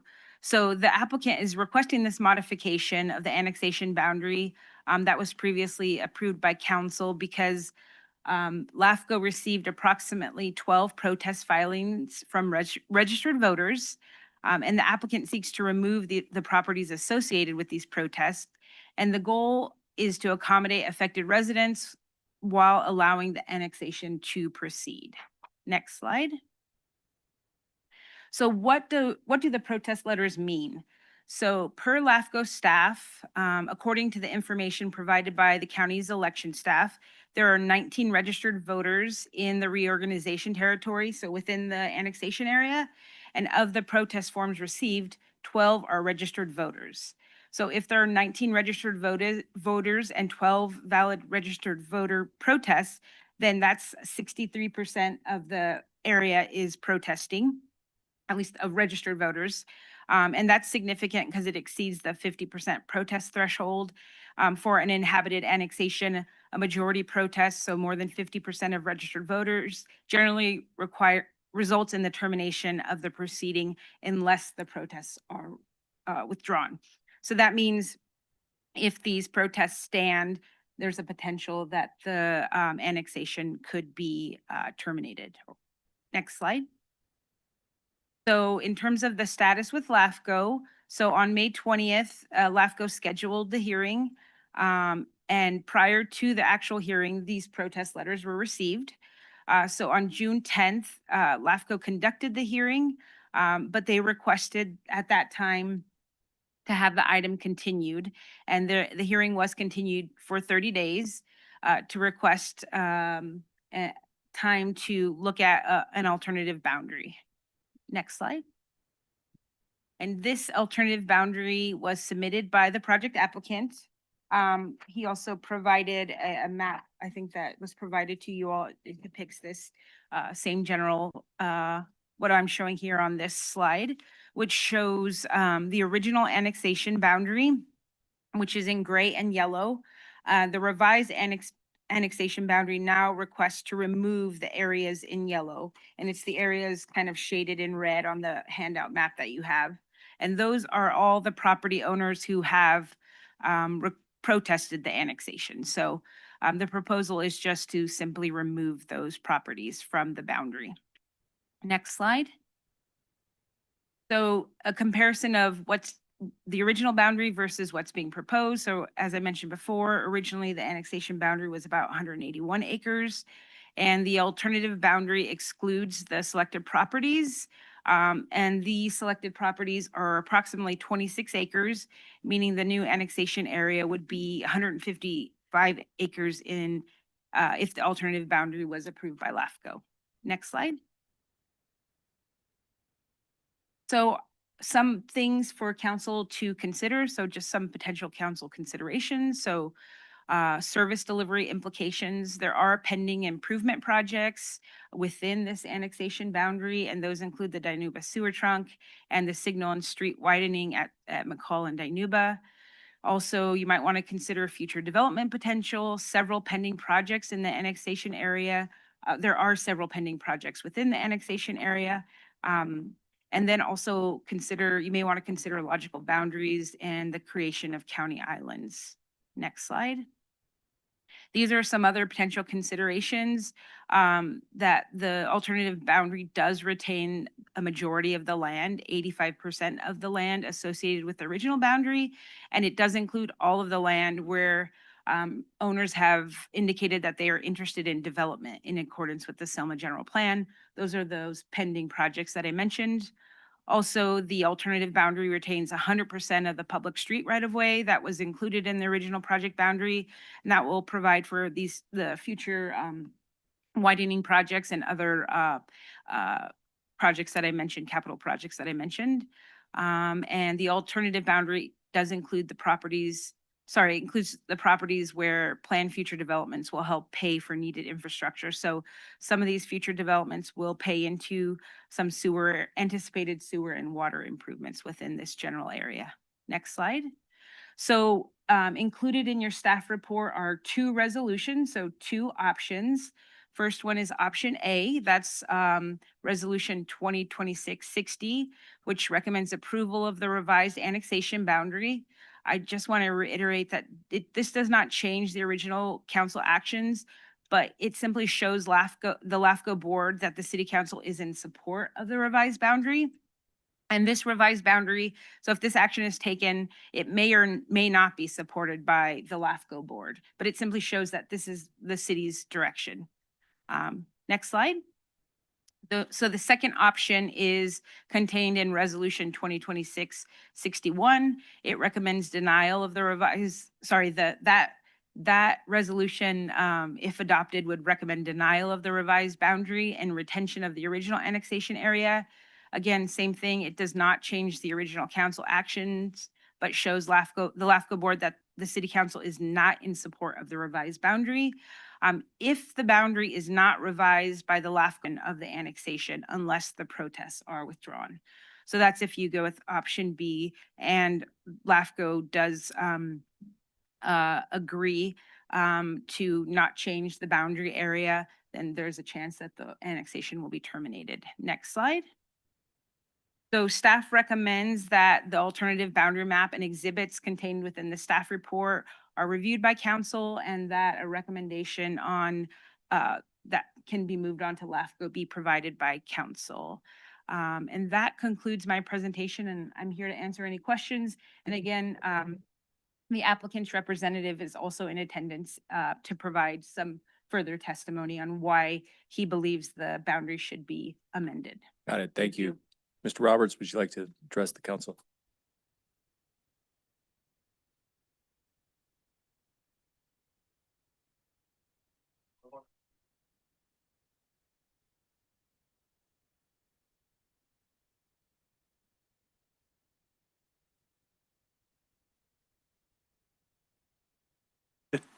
It makes my job a little easier in what I need to explain here this evening.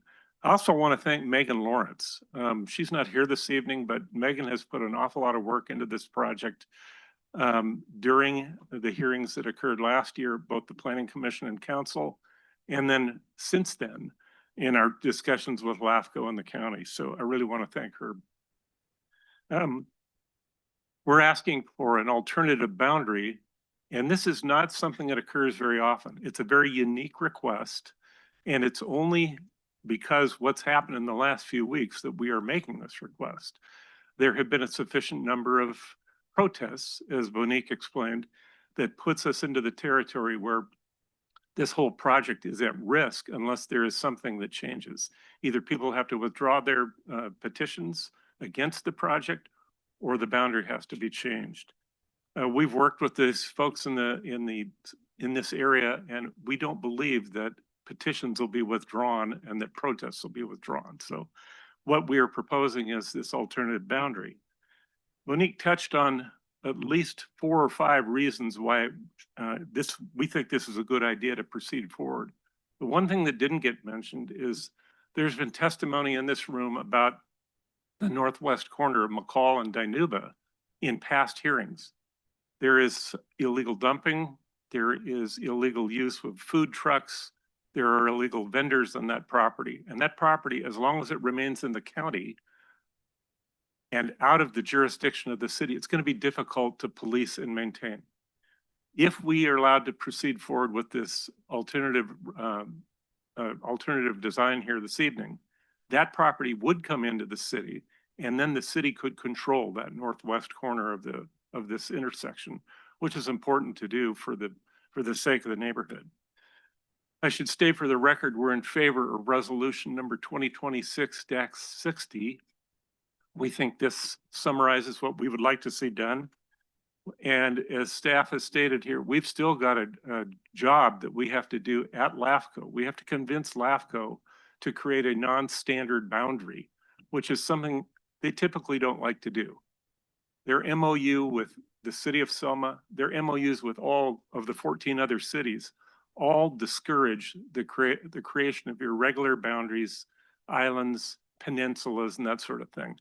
But in some cases, it's absolutely necessary to ask. I can tell you the city of Fresno, there's at least 17 islands, some very tiny, some as big as Sunnyside or Fig Garden. You've probably heard of those. There are a lot of irregular boundaries in this county. 5 of the cities have sewer plants that they own that aren't in the city limits, or excuse me, they're not in their spheres of influence. There's 2 airports city-owned, they're not in their spheres. There's even a prison in one city that the city has the property, but it's not in the city sphere of influence. So there's a whole lot of irregular boundaries. We don't like asking you to create one, but in this case, we think it's absolutely necessary. And it will certainly help us make the case at LAFCO when we go back next month and ask for approval of the revised boundary annexation. With that, I'd be happy to answer questions. And I appreciate the staff presentation because it did cut out a lot of what I wanted to say here this evening. I think both of you made it really palatable and pretty easy to comprehend for us and for the public. I think this diagram really helps us to see the proposed changes. I guess it boils down to, do you want to get some of the territory annexed or none of the territory annexed? Because it sounds like LAFCO could have just zapped the whole project. They could have just denied it, but instead they went back and saw value in the project, the annexation itself, but maybe not with the former boundaries, and so directed you to go back and take a look at it and revise those boundaries. Is that correct? That's correct. Their hands are kind of tied in this situation, and so they postponed it a month. They said, go back and see if you can come up with a boundary that will work for everyone. And we think we've done that. I know we as the applicant and the ones that paid the fees are satisfied with it. I can tell you the area that is outside or that is proposed to be eliminated, those are where the protests were filed, and we believe those folks will be happy with being out of the annexation. If this goes forward with the recommendation, how many protests would actually still be intact with the revised boundaries? 0. No It protests. takes away all the protest.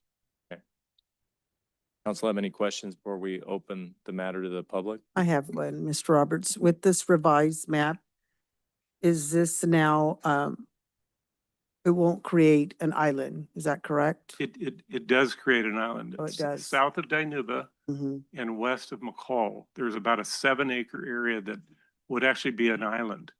And It's not very big, but in fact is an island. Okay. I mean, You want to speak or do you want to let the public Well, speak? let me ask this guy a question here real quick. When you, I know you're an expert on some of this field. When you create islands, there's some, down the road, there's some issues. Am I correct? When you create the islands in certain areas, they, later on, they have to come back and kind of fix them. When you have parcels out there, kind of laying stagnant out there. I mean, when economic growth is taking place, you want to grow evenly. Wouldn't that be logical? Mhm. You know, and I know what you want and trying to achieve, and also that you have people that are for it and against it. I get that. And the idea is to try to come to a middle, trying to get to the middle ground, you know. But do you have any solutions for that? Let me ask you that question. I have a couple things come to mind. This is a very small area and there's the island is, I think, less than 7 acres. There are very few parcels there. Those properties receive, say, trash service from a private hauler. They could continue to do that. Or areas like this sometimes go into what's called an out-of-district service contract.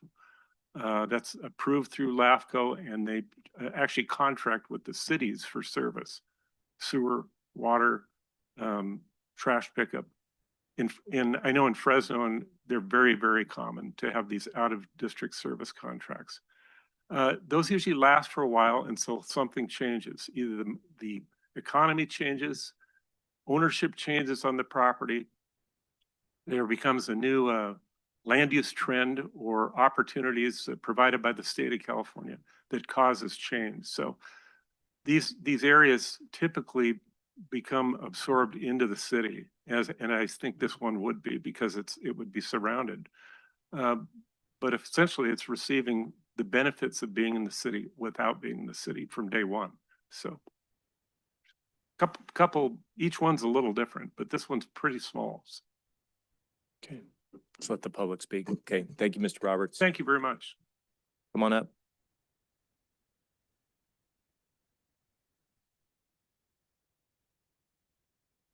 Good evening, City Council, Mayor, and everyone present here. So last week I did attend the LAFCO meeting. First of all, I want to mention my name. Myself is Mandip Singh. I'm a resident of 10013 South McCall Avenue. And my property is being affected by this annexation. I attended the LAFCO meeting. So one thing, first of all, I want to clear, I respect Mr. Jeff. He's a good guy. But over there was not a hearing. The LAFCO members, they didn't direct it. It was requested to continue the meeting. Second thing, as we know, more than 63% affected residents of the neighboring area, they are protesting against it, and there are the reasons.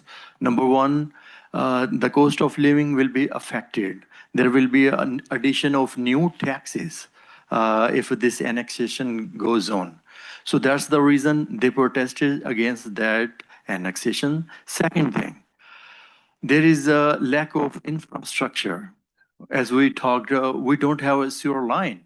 And what is the, within the absence of sewer line, how we are going to develop those areas? So we really feel like the city must wait. And once the sewer line is there, then the neighborhood may consider they can go with the new development. We can consider, but since we don't have infrastructure, where there is a need for annexation, it will be a burden on the residents. Third thing is, our properties were affected and we protested against this annexation. Within a week, it's going hearing here in city. None of the residents has been informed by the city. Have a question, why we are not being informed by the city? Should we be informed by the city or not? It's a lack of transparency. We must be informed. Then, there is a last thing I want to say. Creating an island, it would be like we are creating another West Bank in Israel. We are a small city, just 6,000 plus voters in Selma city. So I think we should think avoid creating any island. Thank you so King. much. Appreciate it. With a comment?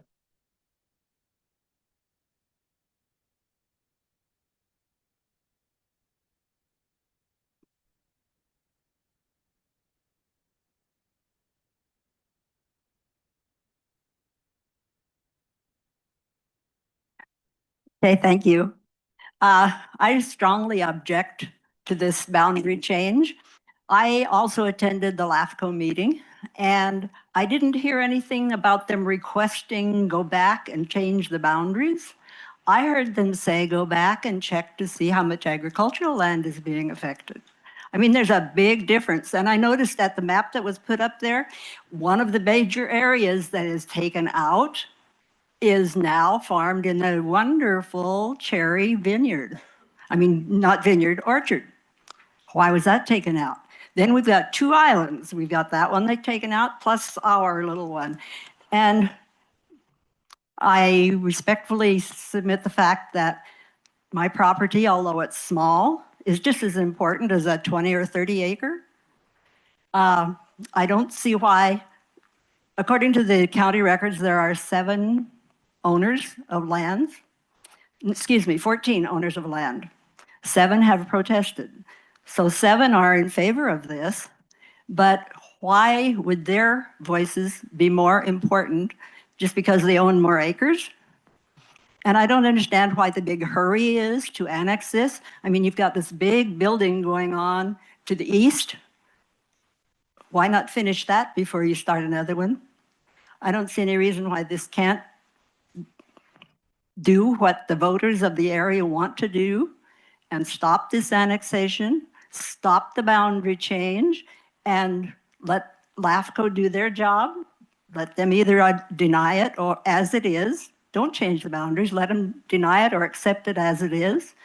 And if they elect to send it to a vote, let them do that, or let them deny it or accept it. But I don't think that it should be rushed into. And I think that we all should have a voice, and I think our voices should be heard. And I drove by the Amberwood development the other day, and I think what's inside is going to be absolutely beautiful. However, if I have that kind of a development right across the street from me, I would find it very depressing to look out my window every morning and look at that high block wall, the rooftops of the buildings. The mountain view that I enjoy now is gone forever. I think that's a high consideration. I mean, all of us feel the same way. We enjoy that life that we've been allowed to live for over 50 years and would like to continue it for the remaining years that we're here. And I just think that I respectfully request that you do not change the boundaries and let LAFCO do their job. And don't create an island for us or them. Comment. Thank you. Anybody else with a comment at this time?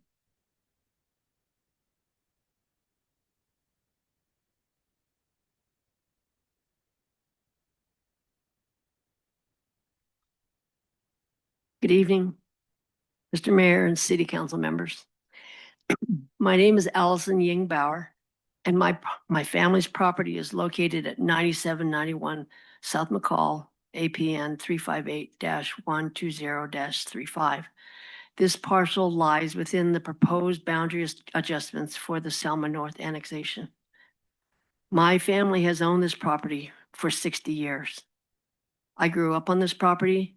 My sister continues to live in the home located there today. My father actually started this annexation inquiry in 1972. So it's not something that has been going on for just a few years. My father, unfortunately is no longer here, but this started in 72 and here we are in 2026. Last year, I submitted a letter and provided public comment to the Selma City Council outlining several benefits of annexation. Our family values our longstanding connection to the Selma community and welcomes the opportunity to gain improved access to the city's services and their infrastructure. I respectfully urge the Selma City Council to approve resolution number 2026-60, which includes our property within the proposed boundaries as requested. Thank you for your time and consideration. Anybody online or on the phone with a comment at this time? Mayor, I see no hands raised at this time. That will bring the matter back to council. Does anybody else have a comment? Okay, we're gonna bring it back to council. So we got a couple of topics. Okay, did you want to speak? This is your chance.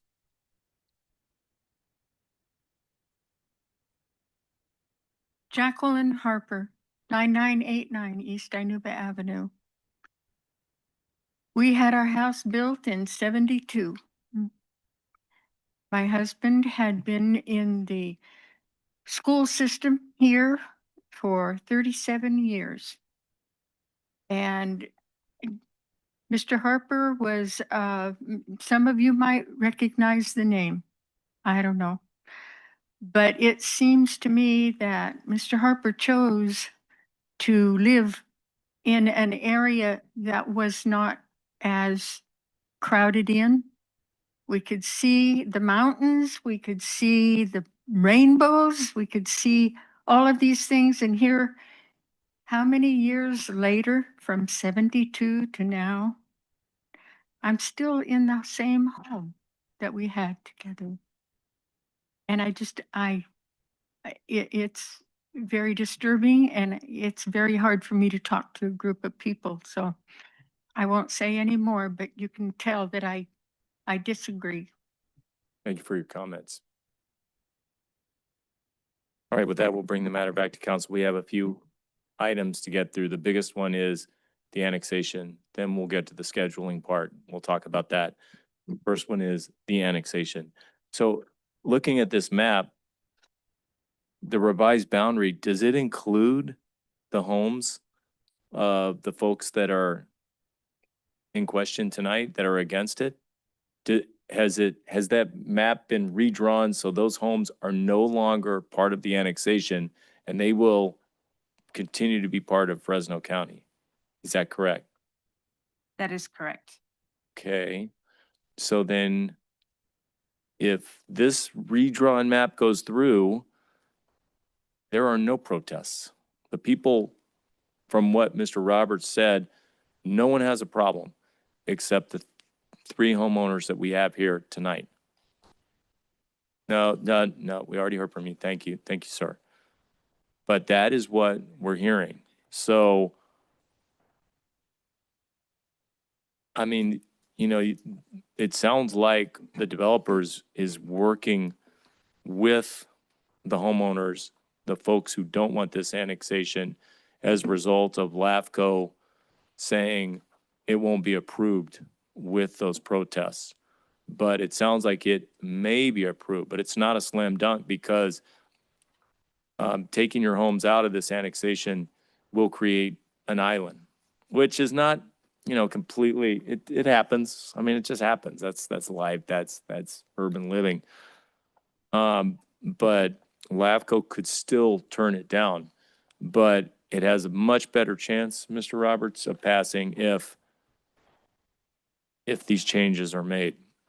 So if I'm correct, I'm hearing the main protest tonight is not that you're, I mean, it sounds like you're kind of getting one of your goals, which is, I don't want to be part of this annexation. but you don't want to have to look out at development to the north of you. That's what I heard from one of the speakers tonight. We also heard earlier that there were some issues with zoning as a result of this annexation. That goes away as well. So to me, this seems like a compromise. And it's unfortunate that the view may be changed. But as I said earlier, and I mean, we don't get the easy ones here when it gets to council. We get tough ones. This is a tough call. And I feel for you folks. I do. I get what you're saying. But Selma has to grow. I said that earlier, and I continue to say that. And it looks like compromises are being reached in order for you folks to keep your way of life and the way you want to live as part of this redrawn map. So, I mean, I don't know what else they could do to leave you alone and to work with you, other than to just call the whole thing off. And that's what it sounds like you want. But that's not a compromise. That's what you want. That's 100%. A compromise is where everybody gives a little bit. And it seems like everybody's giving a little bit here. You're still retaining your rights of living in the county, but at the same time, you know, you may have to look at some future development across the street. So that's the way I'm looking at it. That's topic one. Does council have anything they want to mention Yeah, at this I would point? like to add, just to get some clarification, Mr. Roberts. Okay, removing those parcels that you mentioned, Yes. okay, are the folks that are against the project, correct? There are several parcels there. It includes the people here this evening and then people that are not here this evening. But it includes all the folks that protested the annexation. Okay, so the folks that are here and that are against it, it's not going to do anything to their properties. They're going to continue to live county, they're going to be under the county, not city, correct? That's correct. Okay, so the rest of it, which from what I've heard today is some people are for it, you know, they don't mind, they want this to go through. So I think compromise, and this is more of a win-win for everyone, because if we were to go back and leave it and not accept it, what if it does get approved from LAFCO? What if they said, well, some people decided to pull out and not continue the protest, and now these folks that will probably have no choice. I mean, is that a possibility that could happen? And they said, you got the whole thing now. LAFCO can amend the boundaries on the spot at their meeting. They can include properties or take them out. They can't take in properties that were never proposed, Right. but they could take in all of the area. They could eliminate some. But what we're trying to do, obviously, is to eliminate those properties that are opposed to being annexed. So, I mean, it sounds like we're trying to come to a happy medium, and that's what we're trying to do. So I just wanted to confirm that. And the other concern I have about what Mr. Singh said, why weren't they notified? Does the city not need to notify them? I mean, or were they notified? They were notified of the original, annexation and pre-zoning that came through city council in 2025. Okay. This process that is happening now is through LAFCO. Okay. And though the city is, sort of a part of it, it's not the city's process. It's completely handled by LAFCO, and they have their own processes and procedures and requirements for noticing or notifying property owners. And I, off the top of my head, I don't know what those are. I don't know if they have to send out notices. I don't think they do. But it's a separate process. It's a LAFCO process. The city notified the property owners back in 2025 when this went through city council, the normal process. I'd like to say a couple of things. Both groups are having a compelling argument on the for and the against, right? But at the same time, you've actually just stated the city did not reach out to me, but in reality, you're acknowledging that you want to stay in the sphere of influence of the city of Selma, meaning no representation for the city of Selma, which you got because LAFCO represents the county. So that is exactly what you're wanting, and that's exactly what you got when LAFCO represents you. But at the same time, you guys both are selling a compelling argument, but at the end of the day, I agree with the mayor by stating that this is a compelling, everybody's working together. Not everyone's going to get 100% because we still also have to represent other people that are sphere of influence in Selma to grow. So I think it's a really good, I think it's a good gesture on the city council by listening to both arguments and understanding that they're both got good compelling arguments, but we also need to also move our city ahead. And I apologize, but that's my thought. Agreed. One second. Do you want to let Mandeep speak? One more time. Come on up. But this is it. So, thank you for giving me a chance to speak and share a little bit more about that. So, as council member Sarah Guerra asked, the LAFCO had 63% of opposition. The annexation plan is being opposed by more than 50%, more than 60%, 63%. And once it's opposition, okay, you can show the slide, the one you shared. So we opposed it, and it's the best way, like throw you out, and now I want to go this way. That's not you are not honoring our voice. It's like you are crushing our voice. We are protesting against that. And we protested in LAFCO, and that's why they knew it's going to fail. And now it's the easy way, drag you out. So we will be still in the sphere of influence. We are right over there. We oppose it, totally oppose it. Got it. Thank you for that. Thank you. So in terms of informing the residents in the future, I get their point. I mean, they are directly affected by this, and I think it would be better if the city did come up with some way to inform them. The city does publicly notice everybody within 72 hours of a meeting. So, there is something to be said for your responsibility to keep watching, like I did. I kept watching the LAFCO. I'm an alternate on LAFCO. I kept watching that for the item, just like you kept watching it, and then you kept watching the city website too. So that's part of it. But I agree that, this is affecting your livelihoods. This is affecting your future. It's really near and dear to these folks to have this item. And they were noticed in 2025, but I would love to see the city come up with some potentials for notifying people who are affected by these potential annexations. Because as you heard, this is of the utmost importance to these good people. Back to the annexation issue. 12 out of 19 protested, correct, Mr. Roberts? 12 out of 19, 62%. With this redrawn map, 12 go away and 7 remain, and they're all for the annexation. So when they go back to LAFCO, there's going to be 0 against it, and there's going to be 7 for it unless things change, which sounds like it's unlikely for folks to change one way or the other. To either, if you're against it, you're going to stay against it. If you're for it, you're going to stay for it. This person here. Again, it's compromise. Is it perfect? No way. But it's taking your homes and it's leaving you alone and leaving you in the county. You're in the sphere of the influence before, and you're in the sphere of influence again. So really, it's kind of status quo for you folks. If you want to approach the city and get a contract for trash collection, then by all means, let's have another meeting. Mr. Singh and I have met with the city manager, and we've talked about this topic.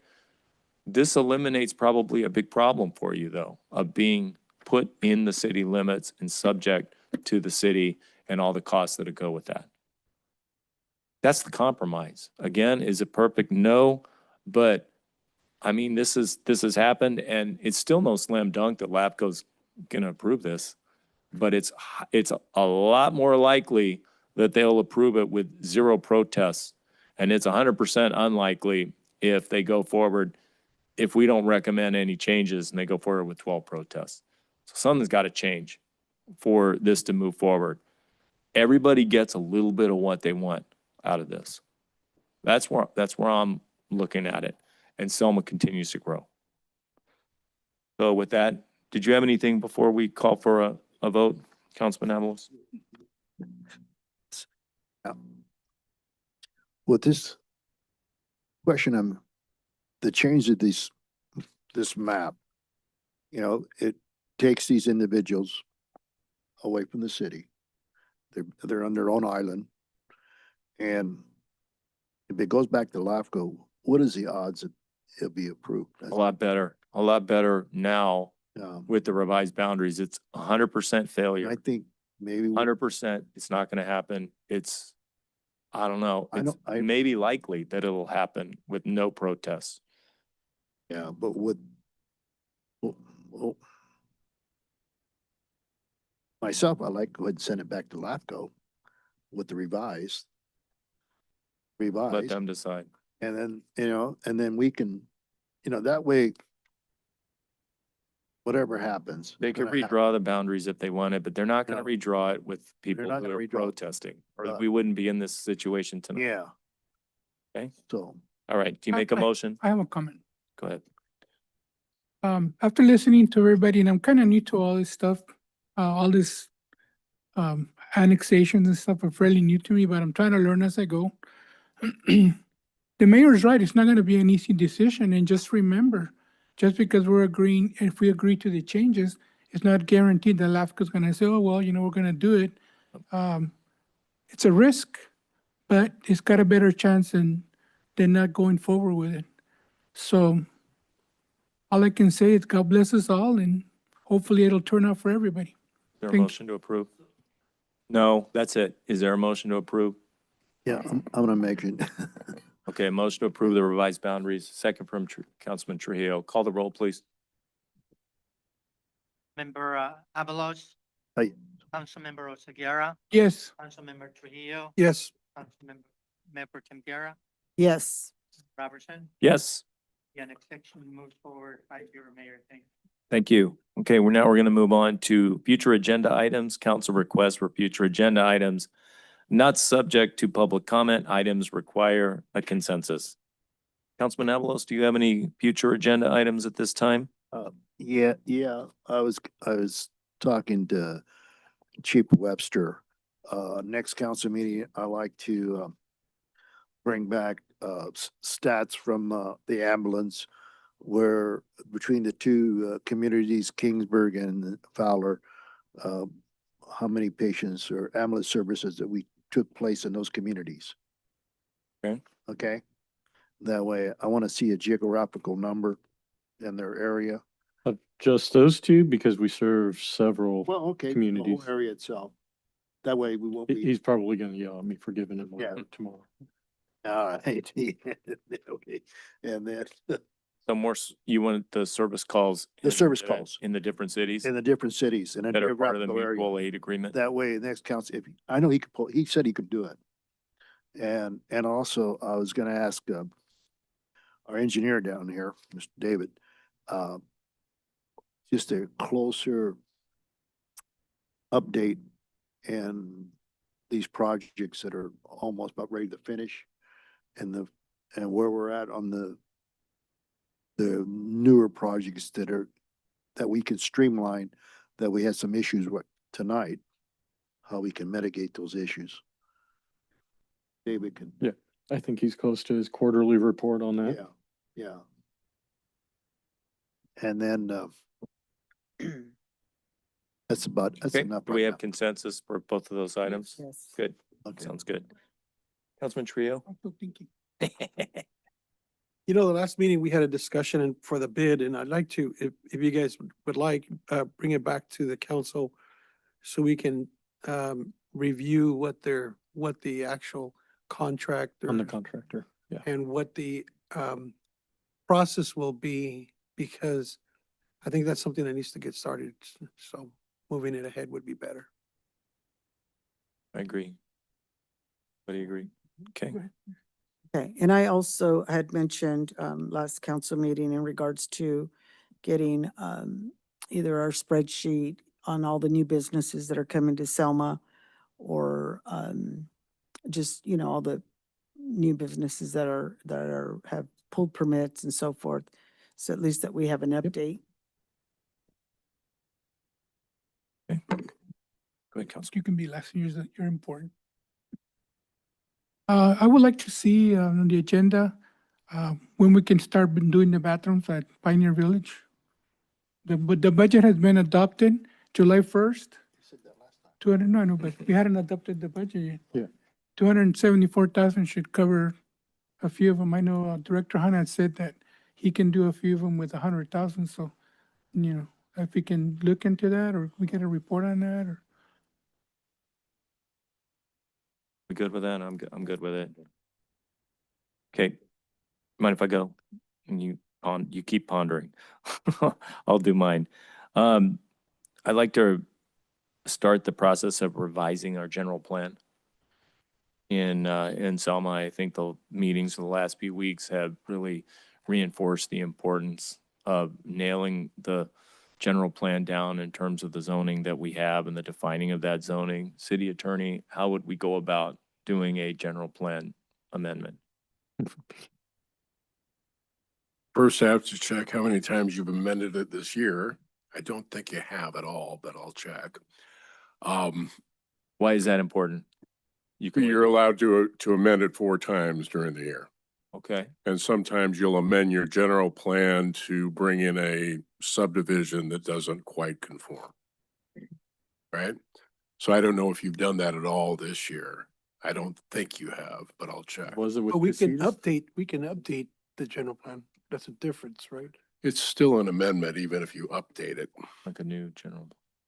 So you're just prohibited from amending your general plan more than 4 times. Got it. And this one is up 2035, so I don't think we're ready for a new general 2025, plan. you updated it in 2023 and it goes to 2035. So, you know, every 4 years you can change it a little bit 4 times every year. Mr. Mayor, could you also add that to go back and review what money's been allocated to update or revise our general plan? I know in the past years, we've been allocating some funds, so maybe if there is or there isn't, that'd be something to look out for. So if the goal is to preserve your low density and your moderate low density or medium low density for what they are supposed to be, I think you have to do a couple of things. I think you have to go in and amend your general plan, basically to revise that consistency table. And I think you would also want to adopt an additional R1 zone. And I would suggest an R114 zone. You have, right now you have. Since we don't have this R112. agendized though, we can do the, as you requested, process to revise general plan. So that way we don't get into a. Let him just finish and then we'll get on to that. Right now you have R112, 9, 7, and 4. So you got 4 zones. The number at the end is the lot size. If you want to preserve your low density as truly low density, I think you need to add a larger lot size zone. So I would suggest R114. Then you go in and you change the consistency table to say the zone that is consistent with low density is R114, and that's it. Then I think you go and change the moderate low density designation to say the zone that is consistent with this density is R112. And that's it. Got it. Because you've Yeah, gone so and you'd be, A by little- changing little your input zoning there. ordinance, you've Little too into changed the weeds. And the a little too into density. the weeds, but I appreciate that. I appreciate just giving us a guideline because we haven't done this before. Yeah, definitely. So And if we the, could move forward on this, do we have consensus to move forward on an amendment so we don't run into problems like Yeah. we have the last few meetings where we're just, it's a little, it's a lot ambiguous and we want Yeah. to remove that ambiguity and make sure that we're. Yeah, and we can have clear on our Director zoning. Emerson and, work on it together to make sure Right. that's. How long would that take? amending your general plan is a Long. process that Long. involves a number of public hearings. Okay. A lot of notices. I'll give you a timeline later good. on. I'm not exactly sure how long it will take. And cost. But I do know that you can kind of freeze things insofar as it relates to those two land use designations by adopting a moratorium on development in those areas unless that development is consistent with what you contemplate amending the general plan to do. Got it. So we If want to that- come that up with makes a sense. summary of where we want to go. Mhm. Then we'll figure out how we get there and how much it's going to cost. Okay, Yes. thank you for that.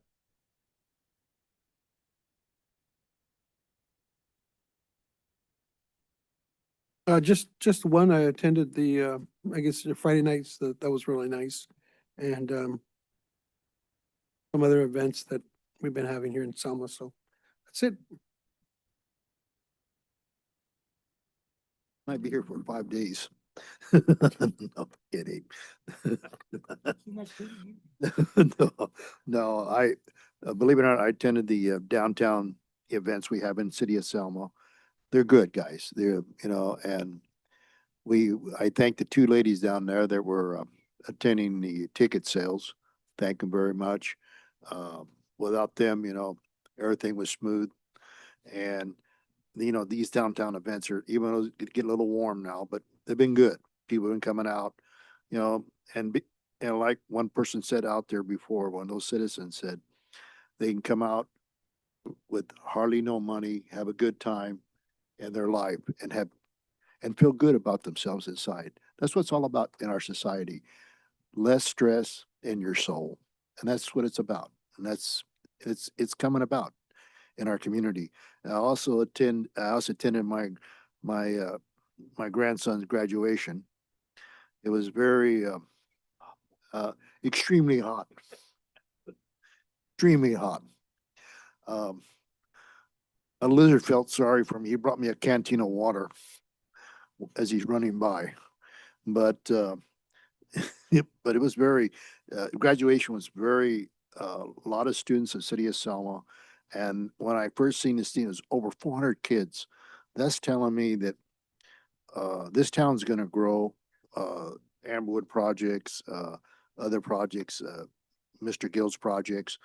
What it is, that's telling me the high school will have to start planning for a high school.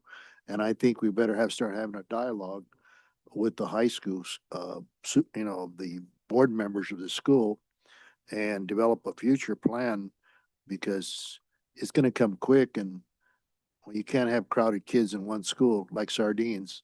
Too many problems. And also I attended today at the senior center.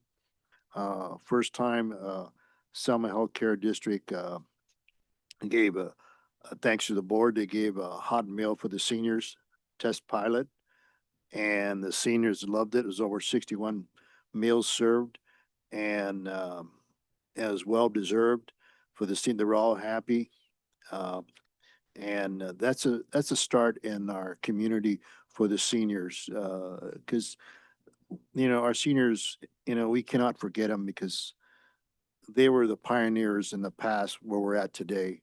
Without them, we got to show respect. And like there's an old saying, you don't disrespect your mother or your father, and you should embrace them. And seniors should be embraced. That's all I got to say. Gonna take 10 days. I'm under 1,000. I also attended a couple of graduations, two of my granddaughters, one from high school and one from Fresno State. And I also attended all the Selma live events or the last event. And thank you, Margie and Maggie, for taking care of the beer, even though I heard somebody sold 5 years for $5. I don't know who that was, but must have been the other people working. But I just want to thank staff too, for doing the wonderful work that they're doing. And there was an email that we got from Director Moreno about Lennar groundbreaking. Did we miss it, or because they were asking for a date for us to agree to a date? Yeah, And, you didn't show up. We did it already. yeah, well, I didn't attend that one. No, they said they're gonna push it back to July. So once it comes back around, we'll I was kind of wondering. No. 'Cause- yeah, right. That's all I have. Yeah, I also attended a few of the events here in the city, and like one of the other citizen mentioned, our citizens are so happy and they really enjoy coming out to these events so that they don't have to travel. They don't have to go to Fresno or go to other cities. They can come here. They're just here. And it really helps. So I just really commend everybody that's coming together to help out. It really means a lot. And I know that the citizens, they see it and they're happy. Just one thing I just kind of want to address is, I know when we do the ones downtown, on High Street, is there any way that we can just open the restrooms at the Art Center? Because it's kind of easier for the people that are working or volunteering to use that restroom versus having to go where the porta potties are, because that's a distance. I mean, really for just anybody to use, and they don't have to. I think if just using the restroom area there, opening that, they can close off where the stage is, where nobody can go through there. And that's pretty much all they have to do. If that's, that'd be a great possibility to do that. I'll talk with Matthew tomorrow. Sounds good. Also, I volunteered for that last Food Truck Fridays. It was getting there in terms of warm, but this Friday, hopefully we'll get a little break and it'll just be in the 90s for Dave Aguayo. Great to end our Food Truck Fridays with that event. Looking forward to it on High Street. I attended a meeting yesterday with Councilman Avalos and at Kaiser Rep and Fire Chief Webster and Fire Marshal Rivas regarding their backflow preventer issue. Attended a meeting with the PG&E, our PG&E government liaison, and he gave me the good news that electric rates are looking like they're going to be down 11% this year. 11%. So that's really good news, and appreciate that. And hopefully they'll keep going in that direction. Appreciate the LLMD staying fast. I mean, with this era of rising costs, we'll take it wherever we can get it. I mean, these costs are just spiraling, and it's great to have some affordability, and great to hear the news that it's going in the other direction in some of those areas. And again, thank you everybody for coming along tonight. It's been a long meeting, but it really shows, a couple things. One is we don't get the easy ones here. This was hard. That annexation topic was hard. And that's why we're here. That topic that we discussed with Crown, that was hard. But the city council, that's why we're here, to make those decisions. And we had great comments tonight from a couple folks in the public who say, thank you for trying to make it more transparent. And then we had great comment from our council, one of our council members. Thank you for coming out. Because you know why Bell happened? Because no one was out. Everybody lost interest, and they didn't feel like they made any difference. And they stopped going to the council meetings. When you stop going to council meetings and you stop paying attention, that's when they'll steal from you. Don't do it. Have participation, because we are you. We're council members, we're citizens. I'm an insurance salesman. I'm not a specialist in this. I am just like you. I'm just here as a member of the oversight board, but I care about our city. I care about our future. And that's why we all do what we do, including the members of the public. City manager said it well. We depend on you to come out and support our council and to let us know and give us your input. It doesn't have to be snarky. You don't have to be angry about it. We can all be polite with each other, but we really do need your input. And I think that's where Selma really excels, because we get great input from the people that we do this all for, the residents. With that, we'll move on to our last oral communications. At this time, any member of the public may address the city council regarding any item on the regular meeting agenda over which the council has jurisdiction. No action or discussion will be taken on any item not on the agenda. Issues raised will be referred to the city manager for review. Members of the public are asked to limit their remarks to 3 minutes. Any parting comments tonight? Anybody on the line or on the phone with a oral communications? I see no hands raised at this time. We are adjourned. Everybody, will see you at Food Truck Fridays, Friday evening.